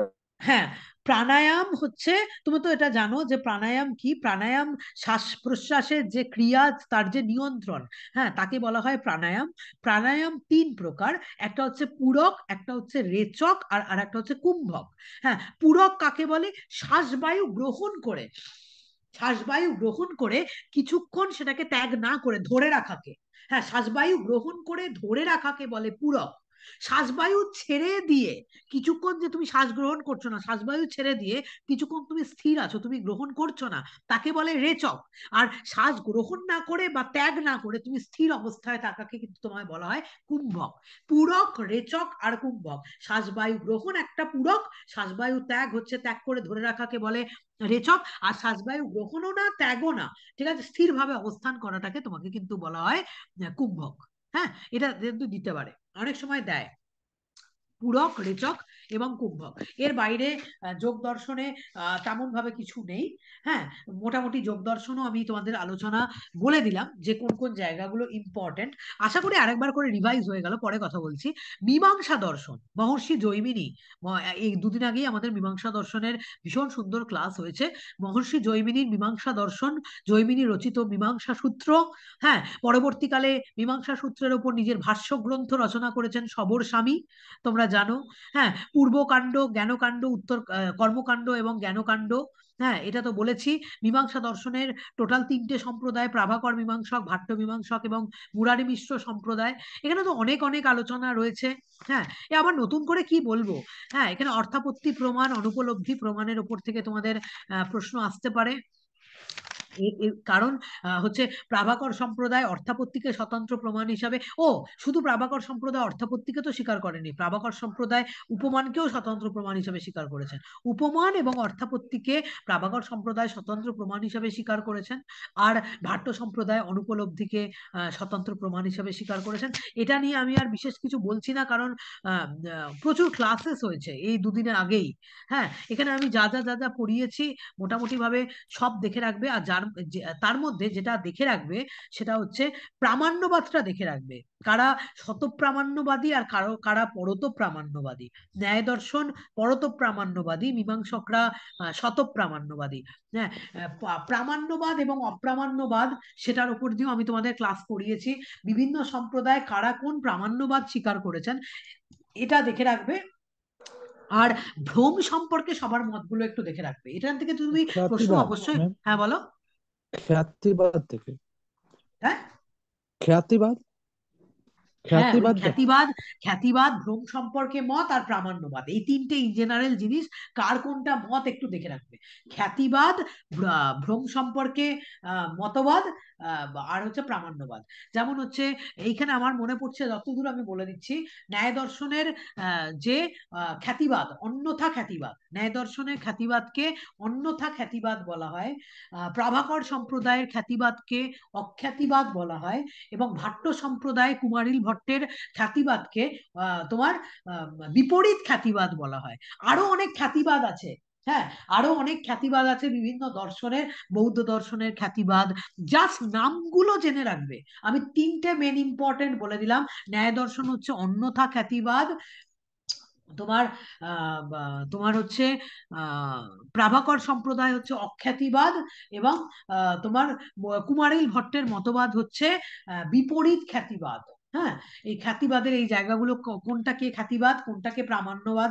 শত প্রামাণ্যবাদী হচ্ছে মীমাংসকরা, আর পরত প্রামাণ্যবাদী হচ্ছে ন্যায়রা। আর বিভিন্ন দর্শন সম্প্রদায়ের খ্যাতিবাদ, প্রামাণ্যবাদ, এগুলো কিন্তু একটু ভালো করে তোমরা দেখে যাবে। এর বাইরে এখান থেকে প্রশ্ন আসার জায়গা খুব কম, এখানে আর কিছু দেবে না। ঠিক আছে। অপূর্ব, অপূর্ব, অপূর্ব নামক শক্তি মীমাংসা দর্শনেই স্বীকৃত। অপূর্ব শব্দটা মীমাংসা দর্শনের সঙ্গে অ্যাসোসিয়েটেড, আর অদৃষ্ট শব্দটা কিন্তু ন্যায় দর্শনের সঙ্গে অ্যাসোসিয়েটেড। হ্যাঁ, এটা মাথায় রাখবে। অপূর্ব এক প্রকার শক্তি, ঠিক আছে। মীমাংসা দর্শনে কিন্তু অপূর্ববাদ স্বীকৃত, আর ন্যায় বৈশেষিক দর্শনে অদৃষ্টবাদ স্বীকৃত। অদৃষ্ট শব্দটা ন্যায় বৈশেষিক দর্শনের সাথে যায়, আর অপূর্ব শব্দটা কিন্তু তোমার মীমাংসা দর্শনের সাথে যায়। অপূর্ব একটা শক্তি, যে শক্তিটা আমাদের কার্য উৎপাদন করতে সমর্থ। মীমাংসা দর্শন নিরীশ্বরবাদী, ঠিক আছে। শুধুমাত্র তারা তারা কিন্তু কার্যকারণ প্রসঙ্গে বা কোনো প্রসঙ্গে তারা কিন্তু মীমাংসকরা ঈশ্বরকে স্বীকার করেন না, ঠিক আছে। সুতরাং তাদের যে কর্ম থিওরি, তাদের যে কার্যকারণবাদ, এটা কিন্তু অপূর্ববাদ। হ্যাঁ, এখান থেকে কিন্তু প্রশ্ন থাকে অপূর্ব শব্দটা থেকে, যেটা মীমাংসা দর্শনের সঙ্গে অ্যাসোসিয়েটেড। হ্যাঁ, মীমাংসা এখানে মনে রাখবে, মীমাংসা দর্শনে বহু দেবদেবীর উল্লেখ থাকলেও মীমাংসা দর্শন কিন্তু নিরীশ্বরবাদী। হ্যাঁ, এখানে শুধুমাত্র যজ্ঞের অঙ্গরূপে বিভিন্ন দেবদেবতা স্বীকৃত। মীমাংসা দর্শন বেসিক্যালি বেদ নির্ভর। যারা বেদকে অপৌরুষেয় বলে মনে করেন, দুদিন আগেই পড়িয়েছি, যারা বেদকে অপৌরুষেয় বলে মনে করেন, ন্যায় দর্শনও কিন্তু বেদ বেদকে স্বীকার করে, বেদকে প্রামাণ্য বলে মনে করে, কিন্তু ন্যায় দর্শন বেদকে পৌরুষেয় বলেছে। কিন্তু মীমাংসা দর্শন বেদকে অপৌরুষেয় বলেছে, বেদকে নিত্য বলেছে। এটা কিন্তু মাথায় রাখবে। বেদের উপরে নির্ভর করেই কিন্তু মীমাংসা দর্শন গড়ে উঠেছে। হ্যাঁ, এটা মাথায় রাখবে।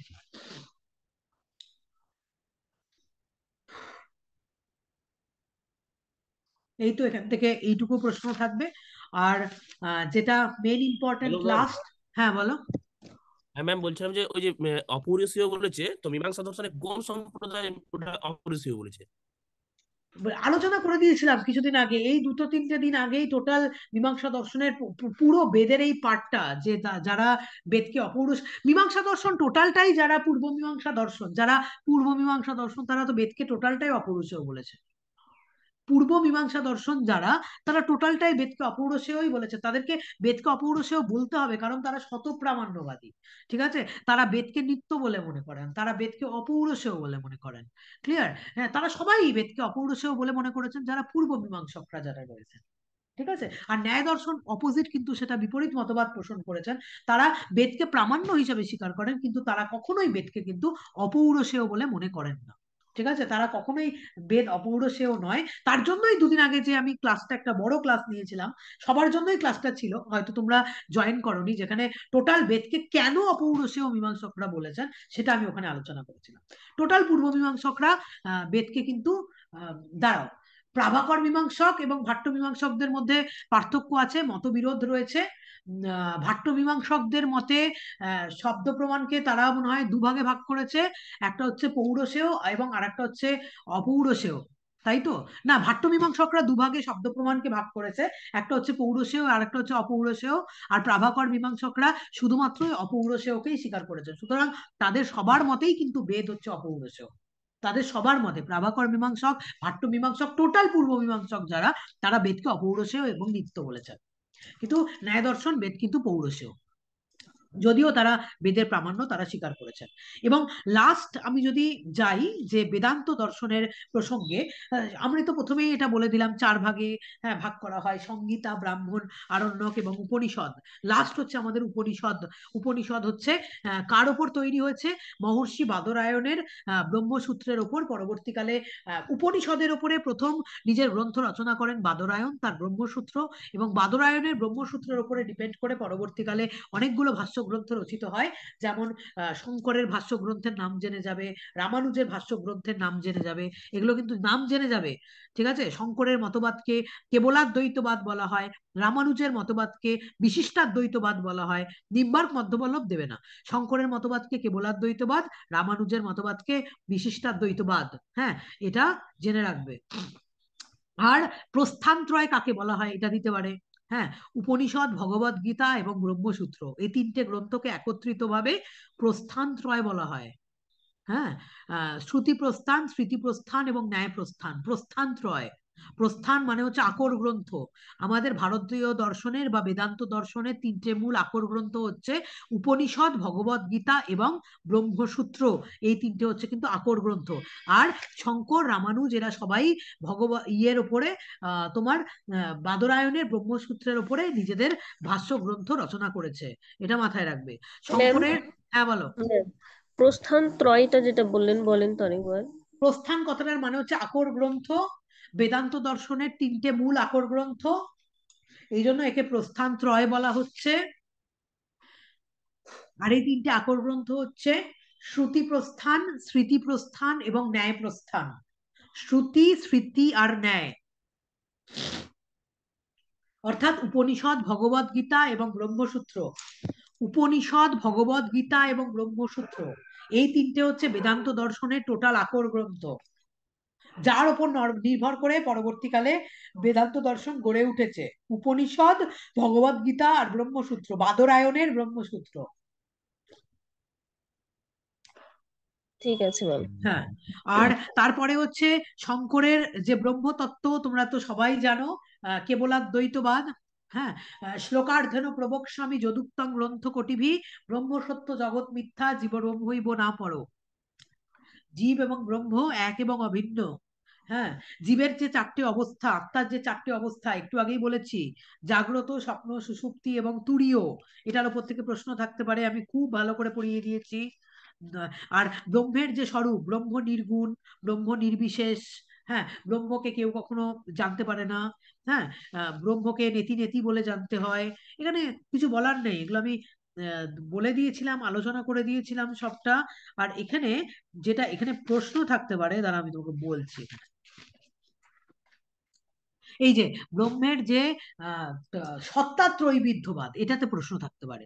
সত্তাত্রয়ীবিধ্যবাদ মানে হচ্ছে ব্যবহারিক সত্তা, প্রাতিভাসিক সত্তা এবং পারমার্থিক সত্তা। ব্যবহারিক সত্তা, প্রাতিভাসিক সত্তা এবং পারমার্থিক সত্তা, এই যে সত্তাত্রয়ীবিধ্যবাদ, সেটা কিন্তু অদ্বৈত বেদান্ত দর্শনে কিন্তু সত্তাত্রয়ীবিধ্যবাদ স্বীকৃত। হ্যাঁ, এটা প্রশ্ন থাকতে পারে, এটা মাথায় রাখবে। আর অদ্বৈত বেদান্ত দর্শনে বিবর্তবাদ স্বীকৃত। অদ্বৈত বেদান্ত দর্শন সৎকার্যবাদী, সৎকার্যবাদ সম্পর্কে তাদের যে মতবাদ, সেটা বিবর্তবাদ নামে পরিচিত। শঙ্করাচার্য বিবর্তবাদী। হ্যাঁ, জগৎ হচ্ছে ব্রহ্মের বিবর্তিত রূপ, জগৎ প্রকৃতই ব্রহ্মে পরিণত হয় না, ব্রহ্মে রূপান্তরিত হয় না, জগৎ হচ্ছে ব্রহ্মের বিবর্তিত রূপ। এখান থেকে জাস্ট প্রশ্ন দিতে পারে। সত্তাত্রয়ীবিদ্যবাদটা একবার আমি তো বলেই দিলাম, আর দরকার হবে না, সত্তাত্রয়ীবিদ্যবাদ আর দরকার হবে না। হ্যাঁ, আর ভেতর থেকে এখানে সূক্ষ্মাতি সূক্ষ্ম দু একটা প্রশ্ন আছে, কাকে প্রতিবিম্ববাদ বলে, কাকে অবচ্ছেদবাদ বলে। হ্যাঁ, শঙ্করাচার্য কত প্রকার মুক্তি স্বীকার করেছেন। হ্যাঁ, ছোট ছোট প্রশ্ন এগুলো। শঙ্করাচার্য কিন্তু মাথায় রাখবে, হ্যাঁ, শঙ্করাচার্য দু প্রকার মুক্তি স্বীকার করেছেন, একটা হচ্ছে জীবন মুক্তি এবং আর একটা হচ্ছে বিদেহ মুক্তি। হ্যাঁ, জীবন মুক্তি এবং বিদেহ মুক্তি শঙ্করাচার্য স্বীকার করেছেন। আমি তোমাদের বেদ পড়াতে গিয়ে বলেছিলাম শ্রবণ, মনন এবং নিদিধ্যাসন কাকে বলে। জাস্ট আমি নামগুলো বলে রাখলাম তোমার মাথায় দেওয়ার জন্য। হ্যাঁ, শ্রবণ, মনন, নিদিধ্যাসন। আর লাস্ট হচ্ছে তোমার রামানুজের বিশিষ্টাদ্বৈতবাদ। হ্যাঁ, কোয়ালিফাইড মনিজম অফ রামানুজের বিশিষ্টাদ্বৈতবাদ। শঙ্করাচার্যের মতবাদের সঙ্গে রামানুজের মতবাদের। ও, আর একটা জায়গা দিতে পারে, ভেদ ভেদ। হ্যাঁ, সজাতীয় ভেদ, বিজাতীয় ভেদ এবং স্বগত ভেদ। ঠিক আছে, এখান থেকে কিন্তু প্রশ্ন হতে পারে। ভেদ তিন প্রকার, সজাতীয় ভেদ, বিজাতীয় ভেদ এবং স্বগত ভেদ। আর শঙ্করাচার্য বলেছেন যে ব্রহ্ম এই তিন প্রকার ভেদ রহিত। ব্রহ্মের মধ্যে এই তিন প্রকার ভেদের কোনোটাই থাকে না, সজাতীয় থাকে না, বিজাতীয় থাকে না, স্বগত থাকে না। অনেক সময় সজাতীয়, বিজাতীয় আর স্বগতর সাথে ম্যাচিং করতে দেয়। হ্যাঁ, কোনটা স্বজাতীয় মানে একই জাতীয় বস্তুর মধ্যে যে ভেদ তাকে স্বজাতীয় ভেদ বলে। হ্যাঁ, বিভিন্ন প্রকার বিজাতীয় বস্তুর মধ্যে যে ভেদ তাকে বিজাতীয় ভেদ বলে। আর লাস্ট হচ্ছে স্বগত ভেদ। স্বগত ভেদ মানে হচ্ছে একই একই একটাই বস্তুর বিভিন্ন প্রকার অঙ্গের মধ্যে যে ভেদ তাকে স্বগত ভেদ বলে। আর ব্রহ্ম হচ্ছে অ্যাকর্ডিং টু শঙ্কর স্বজাতীয় ভেদ, বিজাতীয় ভেদ এবং স্বগত ভেদ রহিত। হ্যাঁ, আর এইদিকে রামানুজ কিন্তু বলছে ব্রহ্ম স্বজাতীয় এবং বিজাতীয় ভেদ রহিত কিন্তু স্বগত ভেদ যুক্ত। ব্রহ্মের স্বগত ভেদ শুধুমাত্র রামানুজ স্বীকার করেছেন। আর রামানুজও কিন্তু সৎকার্যবাদী, এবং তার সৎকার্যবাদকে কিন্তু একটু আগেই বললাম, তার সৎকার্যবাদকে কিন্তু পরিণামবাদ বলা হয়। তার পরিণামবাদকে ব্রহ্ম পরিণামবাদ বলা হয়। ঠিক আছে। আর এটা দিয়েও প্রশ্ন আসতে পারে যে রামানুজের মতে ব্রহ্ম হচ্ছে আমাদের এই জগতের একদিক থেকে উপাদান কারণ আর আর দিক থেকে হচ্ছে নিমিত্ত কারণ। এটা আমি আগেও পড়িয়েছি পড়ানোর সময়। ব্রহ্ম হচ্ছে জগতের উপাদান কারণ এবং নিমিত্ত কারণ, দুটোই একসাথে। এটা ম্যাম, এটা তো রামানুজ বলছেন। হ্যাঁ, রামানুজের কথাই তো বললাম, রামানুজই আমার তো পরিণামবাদী। হ্যাঁ, শঙ্করাচার্য কি এই কথাটা শঙ্করাচার্য বলছেন? তো বলতে পারবেন না, তো শঙ্করাচার্য তো পরিণামবাদী নন। শঙ্করাচার্য তো বলছেন যে জগৎ প্রকৃতই ব্রহ্ম থেকে জগৎ প্রকৃতপক্ষেই উৎপন্ন হয় না, জগৎ হচ্ছে ব্রহ্মের বিবর্তিত রূপ।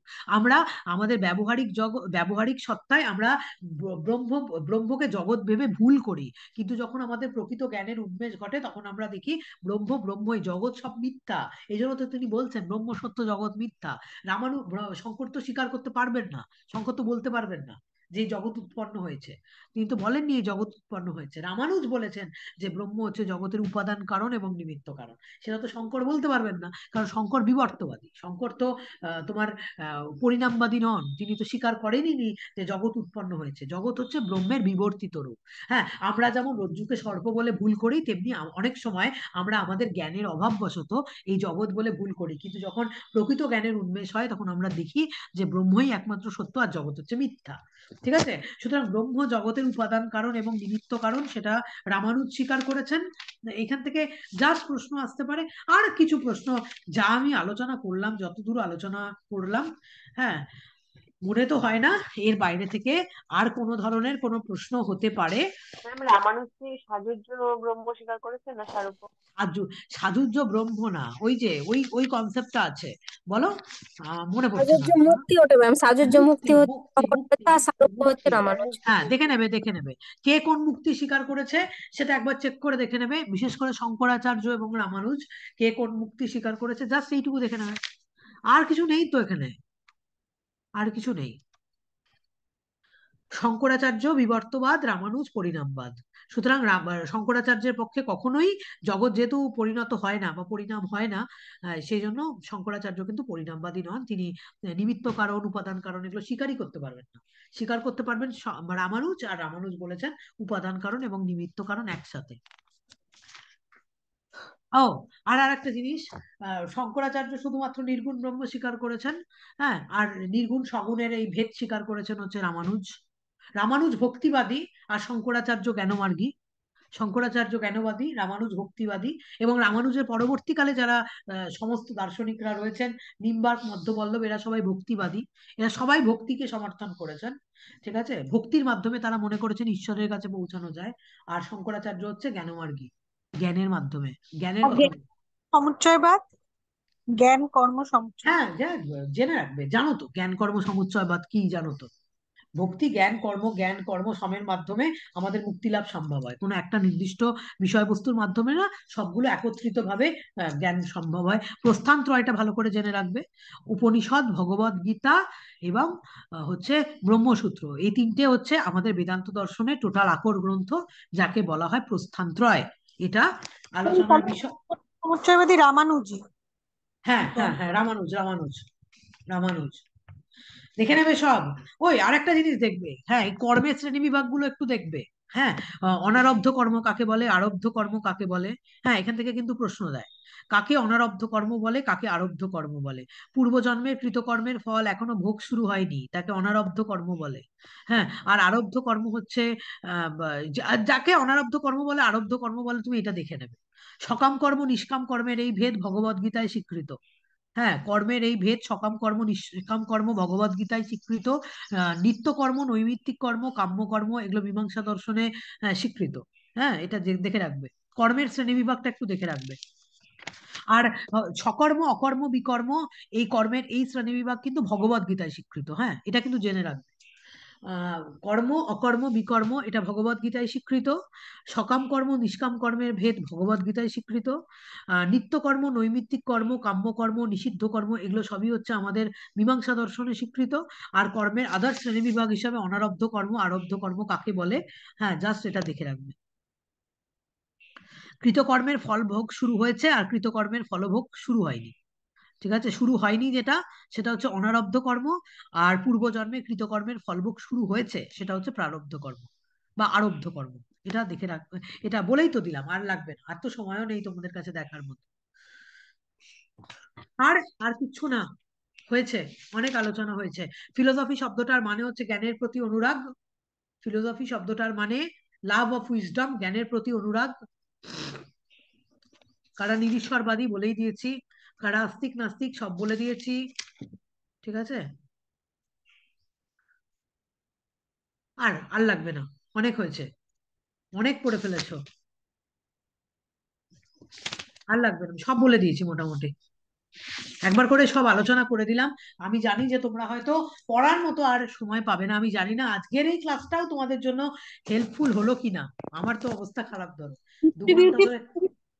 রিট্রিবিউটিভ থিওরিতে মিনস কে আর এন্ড কে, মানে কোনটা? মানুষ, রিট্রিবিউটিভ থিওরি যেখানে, সেখানে মানুষকে মিনস হিসেবে আর এন্ড হিসেবে কাকে কোনটা স্বীকার করা হচ্ছে? রিট্রিবিউটিভ থিওরি অফ পানিশমেন্ট। আমি চোখের ওইখানে বদলে আলোচনা করেছিলাম তো, শাস্তির তত্ত্বটা আমি দিয়ে দেবো ইয়েতে, গ্রুপে দিয়ে দেবো। হ্যাঁ দিন। আমি এখনই দিয়ে দিচ্ছি, টোটাল ওটা আলোচনা কঠোর। আছে। হ্যাঁ বলো মধুমিতা। ম্যাম ওই রিট্রিবিউট থিওরিটা ওটা হচ্ছে কঠোর প্রতিশোধাত্মক মতবাদ, মানে চোখের বদলে চোখ আর দাঁতের বদলে দাঁত। আর মলিফাইড মানে যেটা হচ্ছে লঘু প্রতিশোধাত্মক, ওটা হচ্ছে ওই মানে শাস্তির যে অন্যায়কারী তার বৈশিষ্ট্য এবং সে কোন মোটিভ নিয়ে ওই অন্যায়টা করছে সেটাকেও বিচার করা হয়, দুটো দেখা হয়। ওই তো বলে হ্যাঁ, দিলাম। এন্ড কে আর মিনস কে এটাই বুঝতে পারছি না।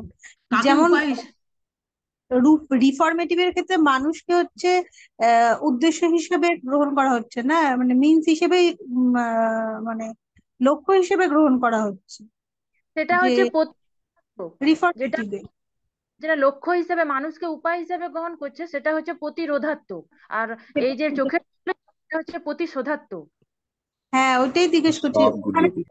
কি হিসেবে ব্যবহার করা হচ্ছে একবার ওই রিট্রিবিউটিভ? ক্লাসটা দেখে না, আমি মনে হয় এই ক্লাসে ওটা আলোচনা করেছিলাম শাস্তি সংক্রান্ত, আমার আর মাথায় ঢুকছে না। মানে আমার টোটাল ইন্ডিয়ান ফিলোসফি পুরো মাথার মধ্যে ঘুরে গেছে ধরো। ঠিক আছে, আমি আলোচনা করেছিলাম, দেখো ওই ক্লাসের রেকর্ডিংটা আমি তোমাদের দিচ্ছি।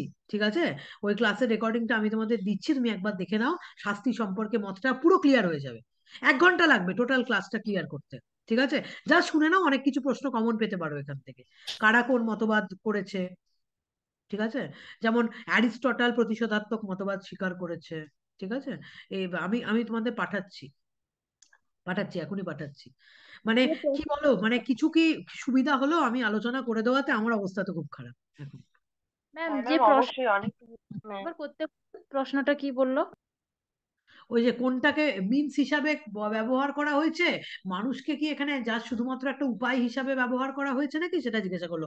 হ্যাঁ অবশ্যই প্রতিশোধাত্মক মতবাদে, মাথা ঠান্ডা করেই বলছি, প্রতিশোধাত্মক মতবাদে তো মানুষকে উপায় হিসাবে ব্যবহার করা হচ্ছে।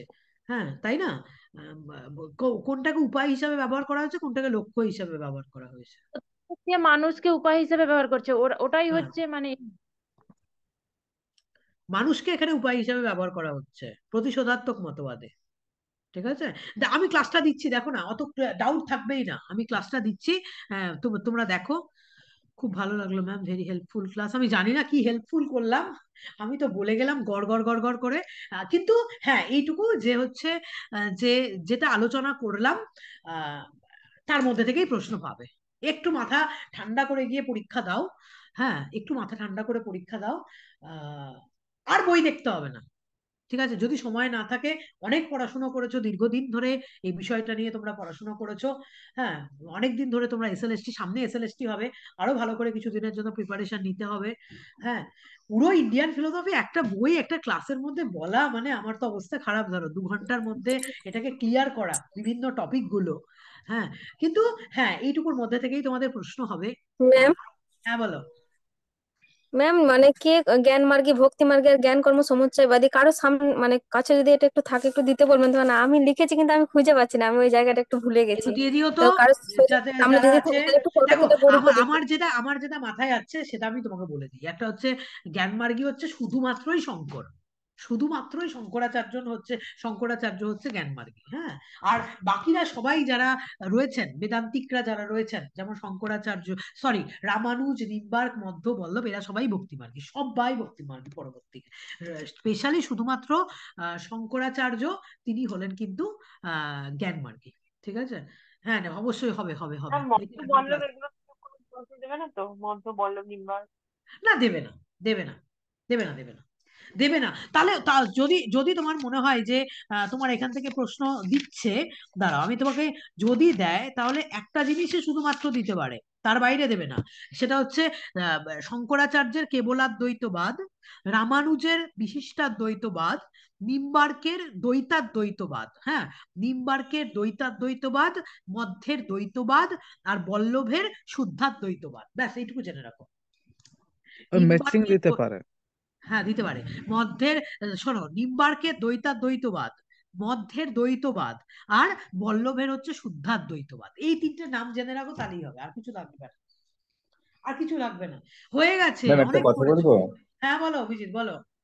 ম্যাম ওখানে শুধু আমাদের শঙ্কর আর রামানুজই আছে সিলেবাসের মধ্যে, হ্যাঁ, অন্যগুলো নেই। সিলেবাসে আছে তো, অনেক সময় সিলেবাস বহির্ভূত প্রশ্ন হয়, ঠিক আছে, অ্যাসোসিয়েটেড প্রশ্ন হয়। হ্যাঁ, শঙ্কর রামানুজি আছে বটে, নামগুলো জেনে রাখো, নামগুলো জানতে অসুবিধা কোথায়? এই যে যেমন 3টে নাম, নিম্বার্কের দ্বৈতাদ্বৈত, মধ্যের দ্বৈত, আর বল্লভের শুদ্ধাদ্বৈত। ব্যাস ব্যাস ব্যাস, এই 3টে নাম একটু জেনে যাও, তাহলেই হবে। আর শঙ্করাচার্যের তোমরা তো জানো, শঙ্করাচার্য শুধুমাত্র এই নির্গুণ ব্রহ্মের কথাই বলেছেন। হ্যাঁ, পরবর্তীকালে রামানুজ শঙ্করের মতবাদকে চেঞ্জ করে তিনি বললেন যে বিশিষ্টাদ্বৈতবাদ, হ্যাঁ, মানে কোয়ালিফাইড ব্রহ্মের কথা তিনি বললেন। ব্রহ্ম হচ্ছে কোয়ালিফাইড, যেটা হচ্ছে কোয়ালিফাই মানে গুণযুক্ত ব্রহ্মের কথা তিনি বললেন। ব্রহ্ম আমাদের পালক, ব্রহ্ম আমাদের সংহারক, ব্রহ্ম আমাদের ভালো রাখেন, হ্যাঁ, সেই ব্রহ্মের কথা তিনি বললেন, অর্থাৎ ঈশ্বরের অস্তিত্ব তিনি বললেন। তো এইটা একটু দেখে রাখো। আর জাস্ট আলোচনা করে দিলাম, তুমি যদি মনে করো যে আগামী 1 ঘন্টায়, হ্যাঁ, আগামী 1 ঘন্টায় 8টা থেকে 9টা আমি যা আলোচনা করলাম, কোনো একটা বই ধরে পরপর পরপর তুমি বিষয়গুলো দেখতে থাকো আগামী 1 ঘন্টায়, তাহলে হয়তো আমার বলার পর বিষয়গুলো আরো তোমাদের কাছে ক্লিয়ার হয়ে যাবে, তাই না? তো একবার দেখে নাও, দেখে নাও, সময় যখন আছে দেখে নাও। পরীক্ষা দেরি আছে তো, 2:30 অনেকের বেরোতে হয়েছে বাড়ি থেকে, আমি জানি, বুঝতে পারছি বেরোতে হয়েছে, তো রাস্তায় যেতে যেতেও বিষয়গুলো একটু দেখে নাও। হ্যাঁ, লাস্ট মুহূর্তে আমার একটা ছোট্ট ক্লাস তোমাদের এটার জন্যই, যে জানি না তোমাদের কতটা হেল্পফুল হলো। আমি চেষ্টা করলাম আমার মতো করে বিষয়টাকে তোমাদের সামনে তুলে ধরতে। ক্লাসটা যতক্ষণ ধরো ডাউনলোড হতে সময় লাগবে, আমি হচ্ছে রেকর্ডিংটা তোমাদেরকে প্রোভাইড করে দিচ্ছি। হ্যাঁ, যাতে তোমরা রাস্তায় যেতে যেতেও ক্লাসগুলো আরেকবার শুনলে তোমাদের মাথায় থেকে যাবে বিষয়গুলো। ঠিক আছে? এতটা হয়তো বই খুলে দেখা সম্ভব হবে না। অনেক অনেক তোমাদের সবাইকে, সবাইকে সবাইকে দর্শন পরিবারের সবাইকে, সমস্ত স্টুডেন্টসকে যারা এতদিন বাদে একটা এত সুন্দর পরীক্ষা দিতে যাচ্ছে, হ্যাঁ, আমি খুব আশাবাদী যে তোমরা সবাই চাকরি পাবে। যতদিন তোমরা যত পরিশ্রম করেছো একটা পরীক্ষার জন্য, কতদিন ধরে তোমরা পড়াশুনো করেছো, হ্যাঁ, নিশ্চয়ই সেটা আজকে ফলদায়ক হবে। তোমরা সমস্ত প্রশ্ন কমন পাবে। সমস্ত স্টুডেন্টসকে আমার তরফ থেকে অনেক অনেক শুভেচ্ছা, অনেক ভালোবাসা। যারা পরীক্ষা দিচ্ছ তারা ঠান্ডা মাথায় সুন্দরভাবে ভেবেচিন্তে আনসার গুলো করবে, অবশ্যই কখনোই হড়বড় করবে না। ঠিক আছে? প্রশ্নপত্র দেখে আমাকে উত্তর করে ফেলতে হবে না, একদম শান্ত মাথায় ধীর স্থির ভাবে প্রত্যেকটা বিষয় বুঝে বুঝে। অনেক প্রশ্ন তোমার মনে হতে পারে প্রশ্ন পড়লেই আমি উত্তর জানি, কিন্তু প্রশ্নের মধ্যে অনেক সময় ট্রিক থাকে। এই জন্য প্রশ্ন ভালো করে খুঁটিয়ে পড়বে, উত্তরগুলো ভালো করে দেখবে, তবেই কোনো প্রশ্নের আনসার করবে। কারণ তোমরা জানো নেগেটিভ মার্কিং আছে, নেগেটিভ মার্কিং আছে, সুতরাং ভালো করে প্রশ্ন পড়ে তারপর তার আনসার করবে, দেখবে অবশ্যই তোমাদের সকলের পরীক্ষা ভীষণ ভীষণ ভালো হবে। অনেক শুভেচ্ছা, অনেক ভালোবাসা সবাইকে। এই বলে আজকে ক্লাসের রেকর্ডিংটা এখানেই স্টপ করছি।